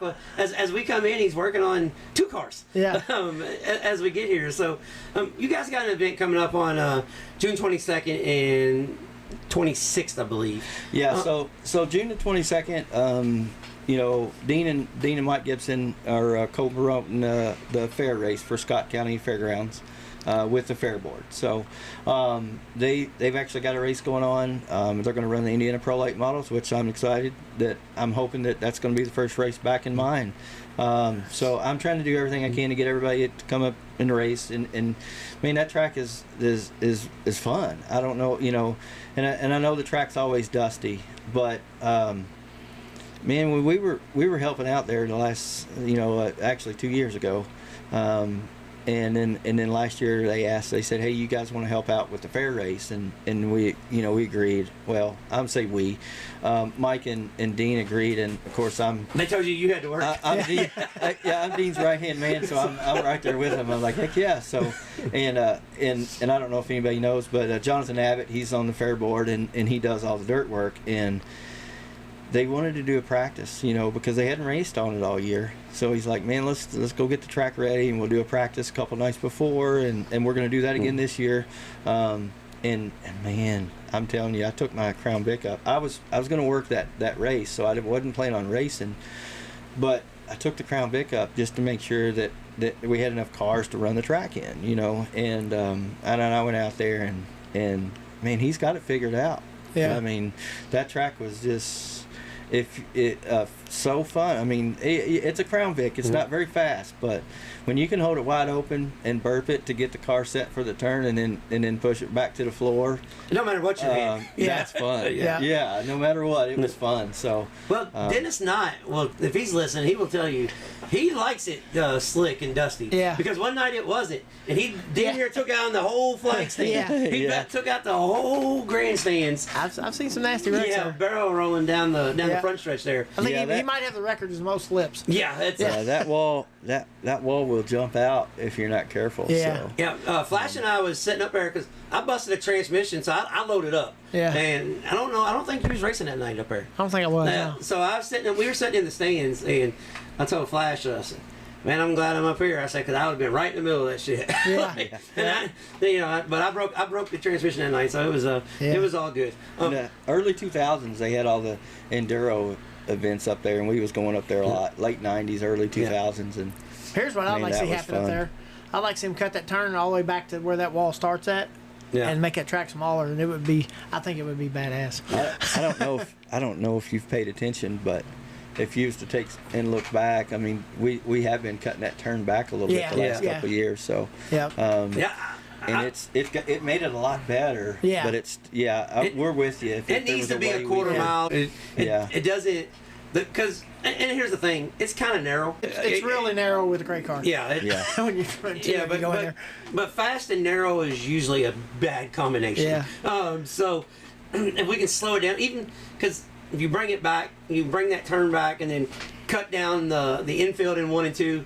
You know, you could almost have progressive banking, and you'd almost have an Illinois style bull ring. Right. Yeah. You know, that's but we all got big dreams. Oh yeah, we all got because the facility. Well, the facility and the layout is about perfect. For a short track, you got the fairgrounds. I mean, it's a beautiful setting. But there's some things that if would happen there, it would. It would be a great place if somebody did want to promote it. But like I said, it just takes so much to do it. And like I said, you know, they tried it, and I helped out with them, and it's just tough. You know, it's a lot of work, and there's not much reward there. So it's hard to get help that don't want to be paid. Everybody wants to be paid every time they do something. Yeah. So. If somebody was able to come up with a lot of sponsorship and, you know, and wanted to try to run it, I mean, I think it could work. It just, like I said, it's gonna take some work. But like I said, Jonathan, man, he had that track so good. Yeah. And there were several times, you know, those 8 or 9 race series that we ran up there. I ran a couple of those races and won, you know, and they said, what do you think? And I'm like, man, the track's pretty good. I mean, you know, I know it got dusty, and that place is always dusty. Yeah. But if you race twice a year, it's going to be dusty.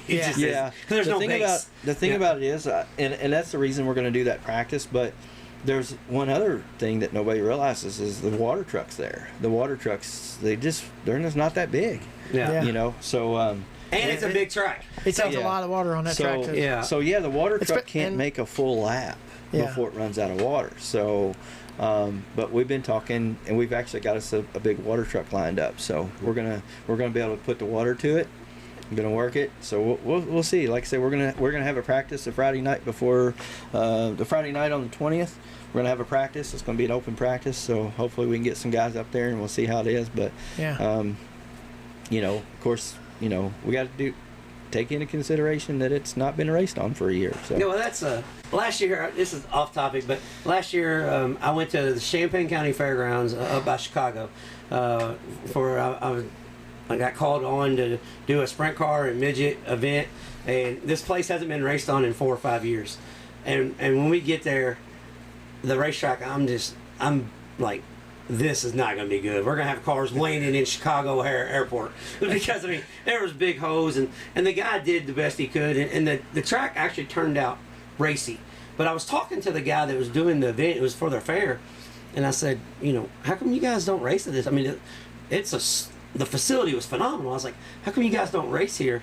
He goes, well, honestly, everybody that's ever been here has lost their ass. So the one race that makes money is the fair race.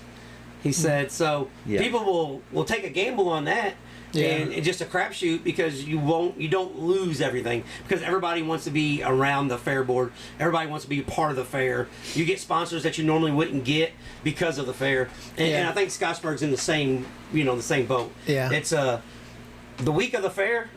Everybody loves the racetrack and they're part of it. But when the fair is gone, that next week, it's like they drive down 31 and don't even realize that there's a dirt track there. Correct. And I think they're kind of in that same boat. And you know, we struggled a little bit, you know, 2 years ago when they were running it. And like I said, there were some days they were worried if they even broke even.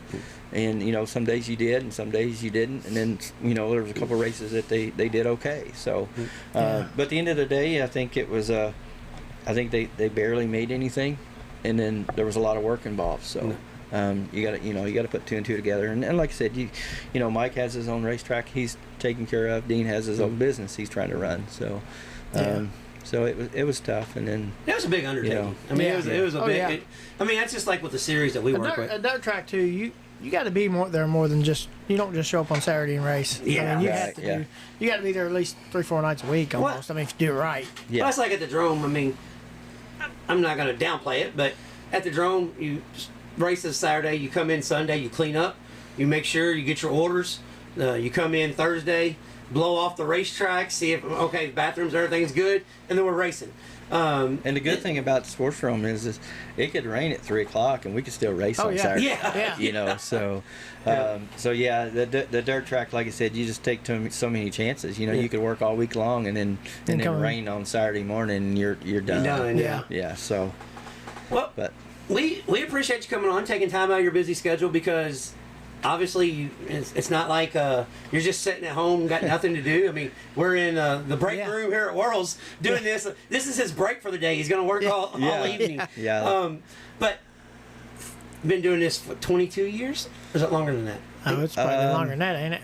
I'm thinking it's 22, 23 off the top of my head. 30. Oh, well, see, everything's... 95. Well, that's so, well, that's 30 years then. Yeah, 30, 95. Believe it or not, you know, I still have my very first trophy, and it was 1995. So, which is cool because it's one of them old trophies that didn't fall apart. Yeah, the ones you can fight with. Actually, I was gonna tell you, I actually got a couple things I'm gonna give you too one of these days. I don't know when I'm gonna give them to you, but I'm gonna give them to you. But when you was in school, you made a pillow. Yeah. And it had my dad's race car on it. Yeah, his number and all that. And I remember using. I remember making a thing out of yarn too. I got it too.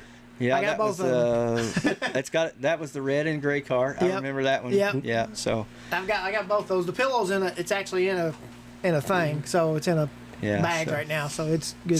So anybody that didn't know, like I grew up 2 houses down, and my dad actually helped Kurt's dad. Oh yeah, you know, early on. So almost all our early pictures with my dad's race cars, your dad's on them. My early racing, you know, scene was going down. I was, you know, I'd run down and watch, you know, Kurt and his dad basically work on the race cars, and then they'd leave to go to the racetrack, and I was bummed. Yeah. You know, I was like, Damn, man, what am I going to do now? Yeah. You know, They and it seemed like didn't let me ride the back of the truck. Yeah. So, and then a lot of times, you know, like I said, we didn't grow up with a lot of money running. So, you know, a lot of times we went to the racetrack, and a lot of times we watched from the truck stop behind the racetrack. Yeah. So, You know, I remember going to the racetrack, your mom picking me up and taking me to the racetrack. Yeah. In that Nova your dad had that had the airbrush on it and all that. I don't know if you remember it or not. I remember it was the a square, Nova race car. No, this but, was a square body Nova, the old like 66 or whatever it was. But Yeah, Yeah, Chevy I 2. remember it just like it was yesterday. Yeah, Chevy 2 that everybody Yeah, wants Chevy now. 2. Yeah. Yeah, that's I what it remember- was. Well, I remember my dad. You know, I looked at the pictures. I don't remember the car. I got pictures of me running around it in diapers, but you know, it was a car that your Uncle Terry raced. I think Yeah. it was a Nova. That Nova. And I used to ask him. I said, man, Time auto sales on it. I said, man, I can't believe y'all tore up a great Nova just for race car. He said, man, the highlight of that was we took all the SS symbols off of it and sold it for like $30. Yeah. You know, I was like, oh man. Yeah, that was rough. you guys really you came out ahead on that one. Yeah. My dad had Mustangs, the fastback Mustangs. We cut up 66 Yeah. Chevelles. I mean, Yeah. we that's- cut up $500,000 worth of cars. Yeah.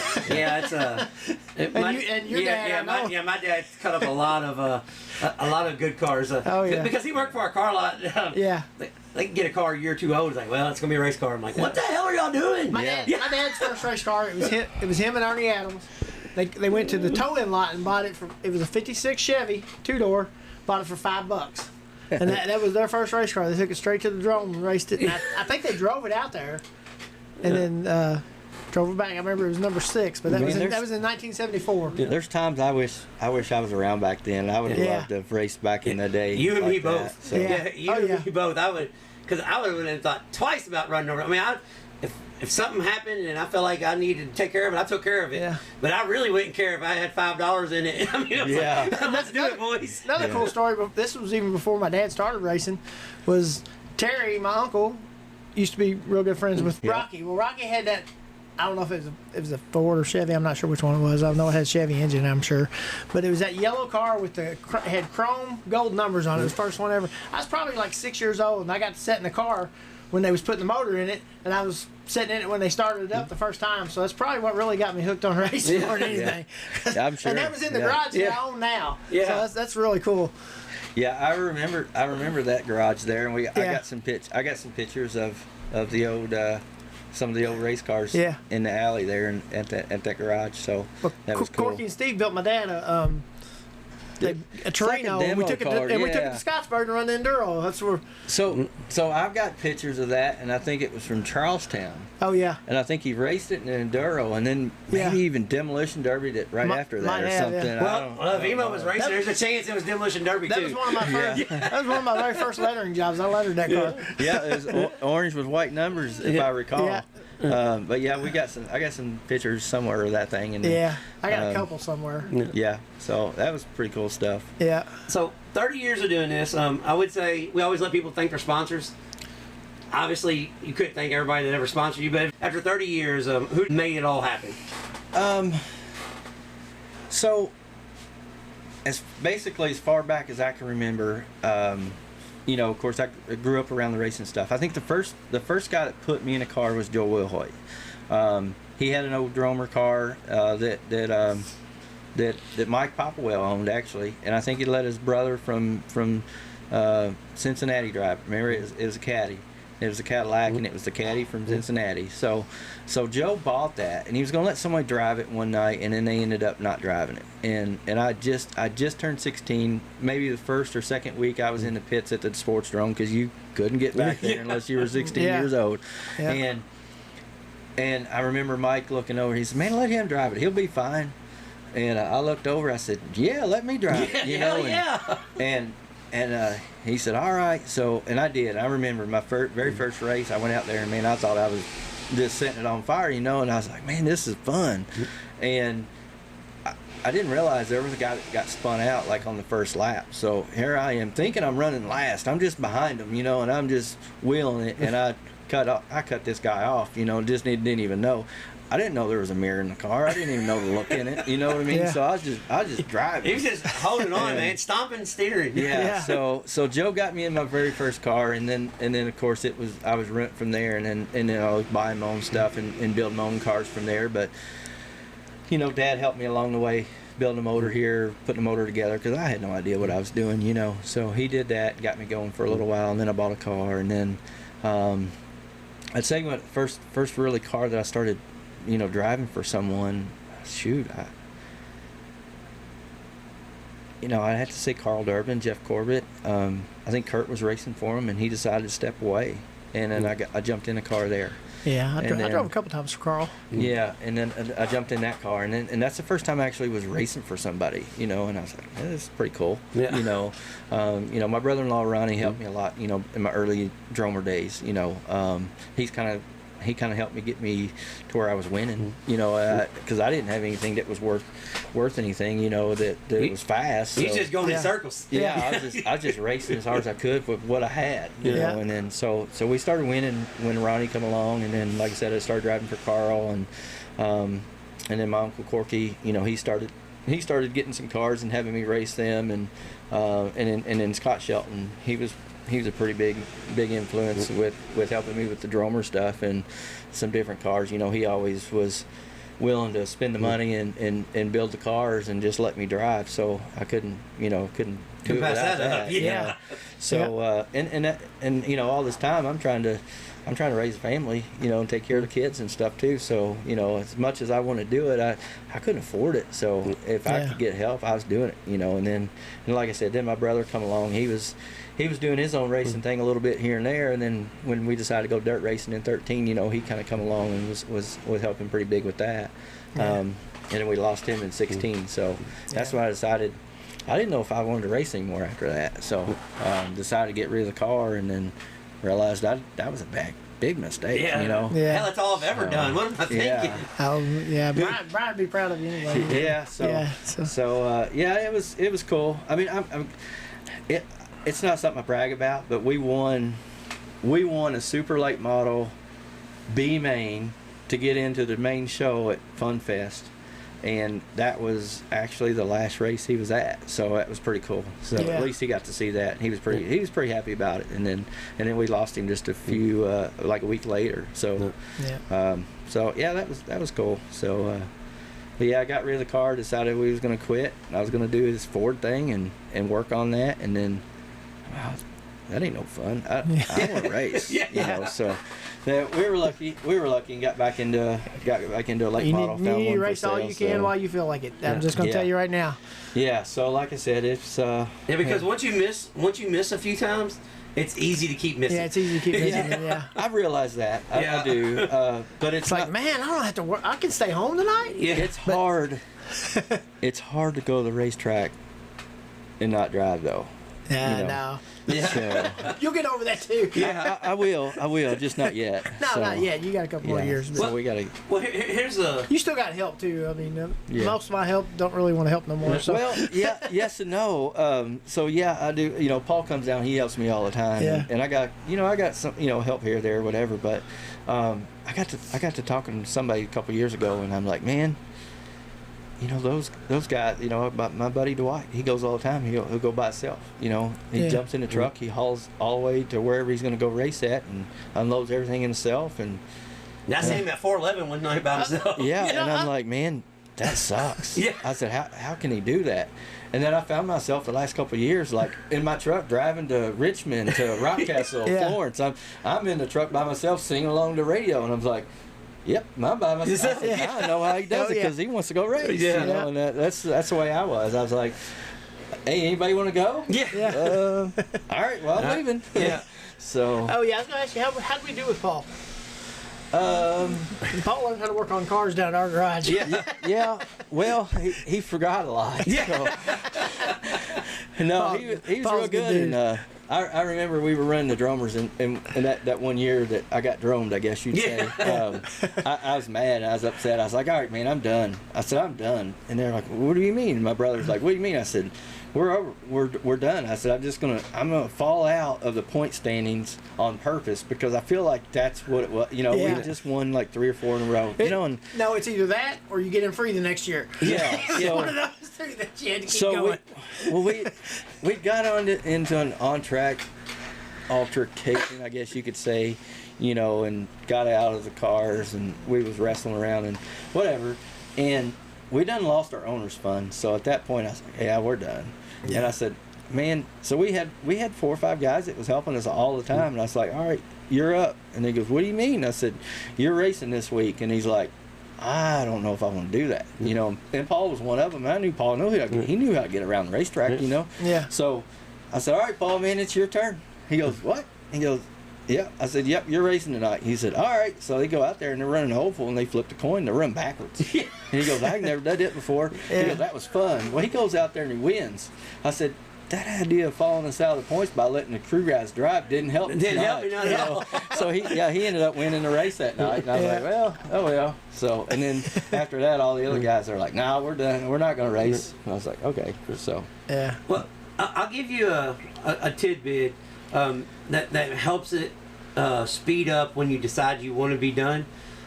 Find something that you really like, but you never got to go experience. Sprint cars was what did it for me.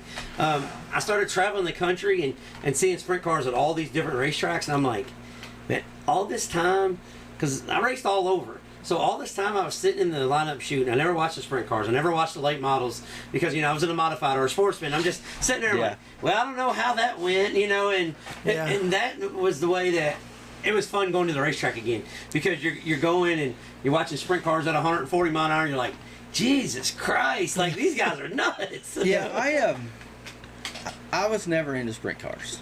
Never got into it. Never liked drag racing or nothing like that. Yeah. So we started playing with these RC cars, and I never really got serious with that either, just playing around. Well, this past year or two, whatever, I started playing around a little bit more, getting a little more serious with them. And, well, sure enough, so probably, a few days, week after you talked to Jeff Green, there's a car pops up. It's a sprint car, and I've been on the really fence of buying a car, not buying a sprint car. I have a late model, I have a RC late model, RC street stock, a bunch of other cars, that we play with and everything, figure 8 cars, all that. And I'm like, man, they would keep running these mod sprints. And I'm like, they're pretty cool. I kind of want one. So, anyway, I did some wheeling and dealing and ended up with a sprint car. Like, I ran it. We were going to a big sprint race. I ran it, and I'm like, it's okay, but I didn't know, and I was like, I think I just need a different car. I need a better one. So I told R.D. Popwell, I said, hey, if you see a good GFRP car, let me know. Bam. Jeff Green posts his for sale.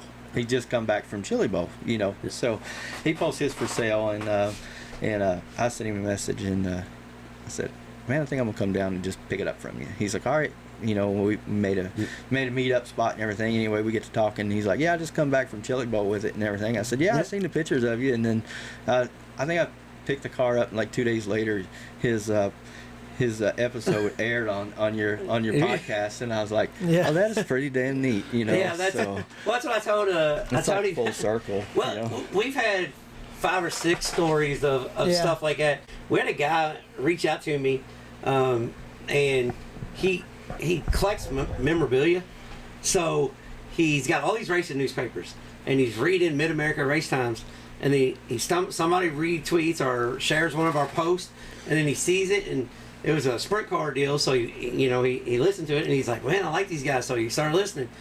Well, he listened to the Chris Harmon, Tony Anderson, and Raymond Johnson ones, because he didn't know those guys. And he's reading an article that Scott Douglas wrote, or Frank Scott, one of them wrote, can Tony Anderson and Raymond Johnson catch Chris Harmon in the points? He's like, man, these are the guys on your show. Yeah. I'm like, yeah, these are the assholes I grew up with. Yeah, that's it. So it's crazy. Like in Iowa, wasn't he? Yeah. He was always in Iowa. No, he's from Nebraska. Yeah. Or maybe it was Iowa, Nebraska, one of them. Yeah. But yeah, I was like, man, like I don't know. It's crazy how all this stuff comes full circle. It just is like, I ran into Jeff Green, and a lot of people don't really know this, but we do interviews everywhere. We're in a break room right now. Cricky's laying up against an engine head.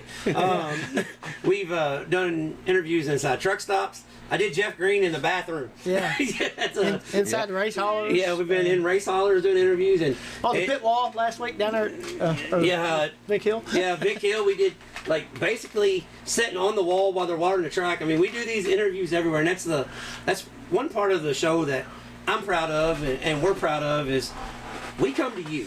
We don't want a phone call. We want to come to you, sit down, and sit in your environment and which is real easy in your environment because we all know each other. But you come and sit in your environment, and it doesn't matter if it's like I said, a truck stop, a neighbor's house. I mean, it doesn't make a difference. Or the biggest race shop that we've ever been in our entire life. Yeah. When we did Kyle Cummins. But it all comes full circle, and we really appreciate you coming on. The Workin Man, he's got 7 track championships. We didn't even get into the mini series track championship, so maybe there will be a part 2. Maybe one day, maybe one day once he calls us up and goes, hey, guess what? I'm promoting this horse drome now, and we're hauling in red clay, so or something. But we appreciate you coming on. 7-time track champion, and guys in the local area, June 20th, Cricky, Dean, Mike Gibson, the Scott County Fair Board, I-65 Raceway, everybody together. Everybody's working together on this deal to try to put on a couple races. So if you're in the area, go support. They really could use your support, and we want to see another racetrack open. We got too many closing down. So if we pack the house, you never know. I think it's gonna be a good race night on the 22nd. It's going to be your normal dirt track racing, with 4 classes. I think on the Thursday night we're going to have a lot of fun. I don't know if anybody's listening, anybody's interested, but we have a 2,000 to win clunker, scrapper, smack talker, whatever you want to call them. Basically knock the glass out and go a race. Put a door plate on them.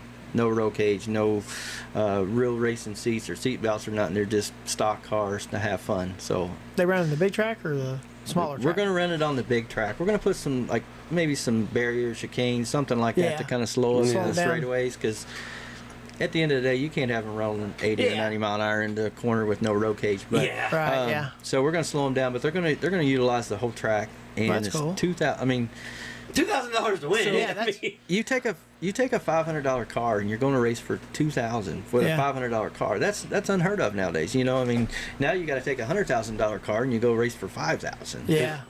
So I think that's going to be cool. We're going to have some. Not necessarily we're going to have the truck drags. They do those a lot, but we're going to do the side-by-sides. So we're going to have side-by-sides. They're going to give them a full lap around the big track.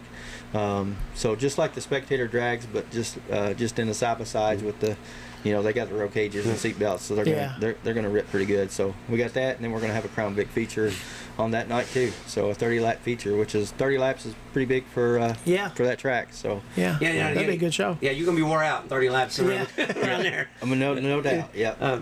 But we really appreciate you coming on. We're gonna let you get off here, get back to work, because the guys are still working, and they're probably gonna be just a little bit pissed. We told them 30 minutes, and here we are, hour and 15 in. So they're gonna be like, well, damn, Cricky, we did all the work. But hence the Workin Man. He's still got plenty to do. We really appreciate you coming on. Yeah, thank you, Craig. Thanks. All right, Flash. That was the Workin Man, Chris Workman. 7-time track championship, 3 Dromer figure 8, 2 Dromer oval, pure stock. Well, hold on, for people that don't know, because we got people listening all over. Yeah, that's Brownstown Speedway's version of a street stock / pure stock. 2 Dromer oval track championships, 1 pure stock track championship at Brownstown Speedway, a Crown Vic track championship at Florence Speedway, and he has a pavement late model mini series track championship at the Riverview Raceway in Carthage, Tennessee, which is one of the baddest asses baddest asses. Is that even a word? Right. It's a badass racetrack. Yeah. I think it's banked like 9,407 degrees. It's like a bowl. Yeah, it's a badass racetrack. But he won a mini series there. He didn't want to count that because it was only a 6-race series. I'm not sure how many bike figure eight races. Quickie won back when we used to do bike figure eight. Yeah, but he used to do that too. He had a couple runner-up bike figure eight. Yeah, I think I've got a video with all of us doing it somewhere. If I ever find it, I'm gonna put it up. Yeah, we might do that one time again, Yeah. just one time. I got a track. Oh yeah. I've got a track that's got banking and all. We could really tear something up. Oh yeah. Yeah, like No, hamstrings. We'd all be in the hospital. Yeah. Well, that's what I'm talking about. Hamstrings and calf muscles. And, Yeah.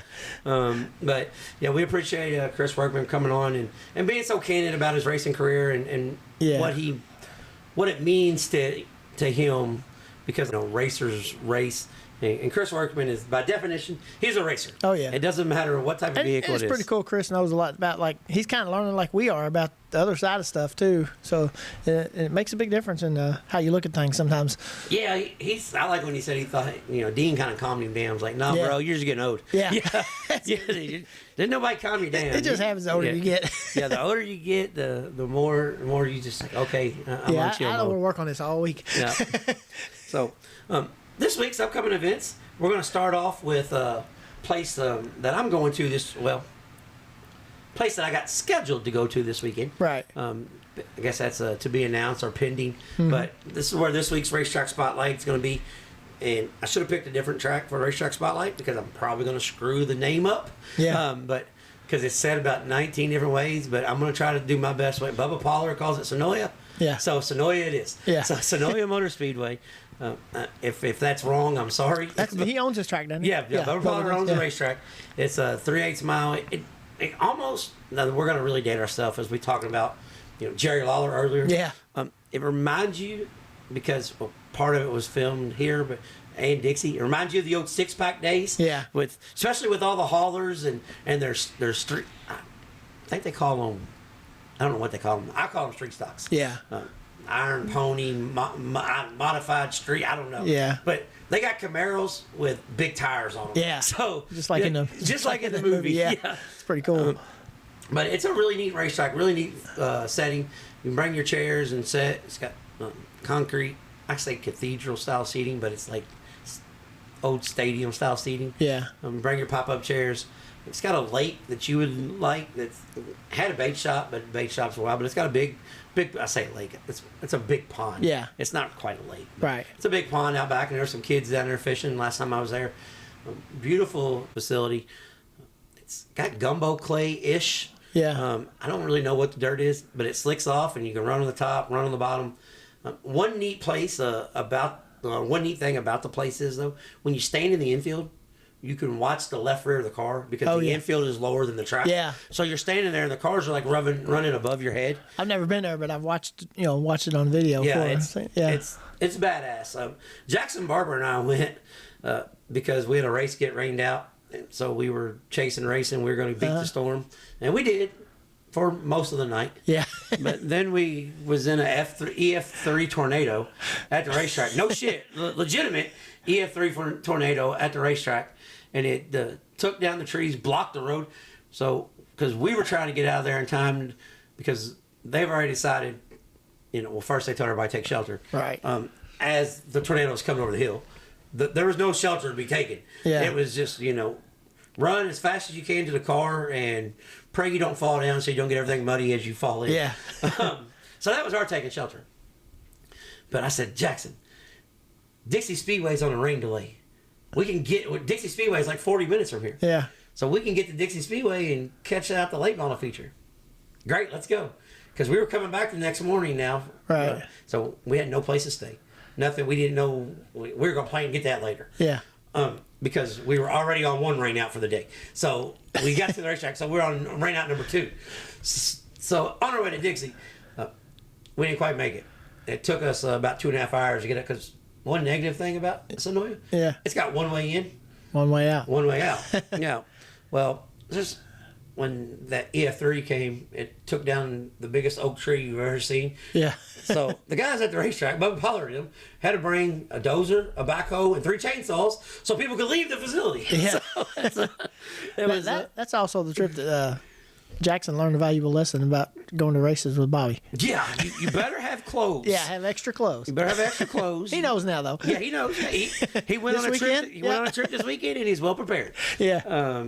So he knows exactly what you need, especially when you leave with me, because like us, we left and went to West Virginia, and all of a sudden we ended up almost to Chicago. Yeah, damn near Chicago, and it's not. Those are not real close together. So, but yeah, it was but this week's racetrack spotlight. My wife and I we're heading down this weekend to catch a race on the way down because we're going to Florida for a week for a vacation. She's got something booked, I think, every day somewhere. So we'll do that, and then we'll come back to North Alabama for the big race. So Big Cumberland Plateau Modified race, the Modified Madness race, or I think that's what it's being called. Modified something. $10,000 to win, $5,000 to win. They're throwing out money everywhere. All modifieds, all weekend. Yeah. I think we're going to have upwards over 100 cars between the two modified divisions. Yeah, that'd be good. So that's going to be it's going to be a good deal. The only negative to that is it sounds like Flash and I have got a tech upward to 100 cars. Yeah. So that's going to be a busy weekend. Yeah. But so that's where we're planning on going this week. Stopping by on our way to Florida, Sonoya. Sonoya too, though. I was going to mention that used to be an asphalt track, didn't it? Yeah, it was an asphalt track, and then it was dirt. Then it was asphalt. Then it was asphalt, and then it was dirt again. Yeah. And then I think they dug the dirt up, dug the asphalt up, and then put the dirt back down. I think they did, yeah. Because I think I watched a race there one time where they actually was going in the corner and they'd actually burnt down to the asphalt. Yeah. Or the concrete, yeah, whatever it was. Yeah. And because you could see the line of the asphalt on the front of the track. It was pretty neat. But yeah, it's, so Sonoya race, but I'm looking forward to that. I've been there before. Tanya hasn't, so it'll be a new track for her. Yeah. So let's see if we go there. So we're going somewhere. Right. Yeah. But that's a good solid 7 hours. Yeah. So we only got about a 5-hour drive afterwards. Right. Depends on how spunky I'm feeling. You never know. Topless late models would be pretty good too. Yeah, topless late models, $4,000 to win. Some of the best limited steel block style late models in the country. Yeah. And I think they had 28 of their limited late models this week on a regular show. So, so you're looking at upwards of 45 to 50 cars, I would think. Yeah. Sonoya is one of those places that kind of like 411. I don't know why, but I mean, they open the gates and the race cars flood in. Yeah, they show up. they show up. So, but this week's upcoming events, we got Summer Nationals Week 2, Wilmot, Davenport, Quincy, Lee County, Iowa, and I-55. I-55 is in conjunction this Friday and Saturday with the World of Outlaws. I think it's $12,000 to win and then $20,000 Saturday. Oh, man. So that's all going to be on Dirt Vision this week. You can catch that. Flo has you covered for the sprint car side of things this week. Yeah. Even right now it's on. But Ohio Sprint Speed Week, Millstream is tonight for the O'Reilly All-Star. Well, actually, I take that back. The All-Star Circuit of Champions. I don't think they're the O'Reillys anymore. I think they got another sponsor. Right. But for everybody that's old like me, it's the O'Reilly All-Stars. But the All-Star Circuit of Champions, Ohio Sprint Speed Week, Wayne County, Eldora, Waynesfield, Moeller, and Atomic to finish it out. Atomic paying $20,000 to win Saturday for the Sprint Week finale. World of Outlaws sprint cars at the Houston High Banks National, $100,000 to win sprint car race this weekend. They run Friday and Saturday. Just seeing where Kyle Larson is pre-entered in that. Lucas Oil, a bunch of money being tossed out this weekend. Yeah. Lucas Oil late models at Lernerville Thursday, Friday, Saturday. Preliminary nights, twin features Thursday night, $5,000. Friday night, $5,000, $5,000. Saturday night, $50,000 to win at Lernerville. And then if that wasn't enough, if you're like, man, that was plenty, but I just want a little bit more of all week racing. Yeah. Starting Tuesday on Flo, USAC Eastern Storm, Grandview Speedway, Bridgeport, Big Diamond, Williams Grove, Port Royal, and then they'll finish up at the Action Track USA, one of the baddest racetracks in the country that I haven't been to, that I'm going to circle around and I'm going. Yeah. You never know. Yeah. I may be there this week. Yeah, it's kind of on the way to Florida. Yeah. I mean, not really, but going to Chicago, going to Beckly, West Virginia, is not on the way to Chicago either. So you never know. You never know where you'll find me this weekend. But that's everything that's going on this week. And one thing I do want to say too, Beckly Motor Speedway has now Joseph's going to be pissed off if I screw this name up. So American Racing All-Stars Pro Late Models. Yeah. So that's the name. Yep. I guess. I gave Joseph a bunch of shit over the weekend, but him and Peter, tell me this ain't the coolest name in racing. Peter Neuter. Yeah. I told him, I said, dude, your mom and dad had a great sense of humor. Yeah. But I got to work with him all weekend, and he was phenomenal to work with. But I told him I'd give him a shout out this week because Beckly's got a $15,000 to win crate race. Yeah. And they need fans after the weekend they just took. They just took a beating. Yeah. Took the belt off, took them to the woodshed, and waxed their ass type beating. Yep. So. And they had crates. They had crates there Friday night. Pros. And they put on a heck of. They got pros. Oh, pros, yeah. Pro late models. Oh, okay. I was told that. Oh, okay. Pro late well, models. they had pro late models. Yeah, there. they had pro late models there. I know. And it was a good show. And it was a good show. Yeah, it was a good show. Other So, than the father and son trying to wipe each other out, but yeah, that was. We'll talk about that next week. Yeah. No, we've been on here long enough. That was another thing that shit just happens. Yeah. But so that's what we got going on. You got anything before we get off here, Flash? No, I think we're good for the week. I'm ready to quit for the day. Yeah. It's been one of those days. Another thing we always say each and every week: support your local racetrack. And we even talked, and Cricky even stole our line and talked about it and gave us a plug for it. He goes, well, I kind of do what you guys say. I support a racetrack. And I said, well, that's kind of what we say. Yeah. It doesn't have to be local. Support a racetrack. Yeah. But get out. The weather, I think. No, we do have to talk about one more thing this week is what was Cricky's race. Yeah. Oh, yeah. And it's even right here. Yeah. Also coming this week. That's why we had Cricky on. Yeah, that's why we had Cricky on. The main reason, one of them. Yeah. The 22nd Sunday at, are they still calling it I-65? We're calling it Scott County Fair Raceway. Yeah. That's what it was to us for so many years. I think it's I-65 Speedway is what they call it, but I don't know really for sure. If I remember their Facebook group from last year, I-65 Raceway at the Scott County Fair, Scott County Fairgrounds. Yeah, in Indiana. Because in Indiana, because they couldn't add a few more words. They needed a 17-name domain.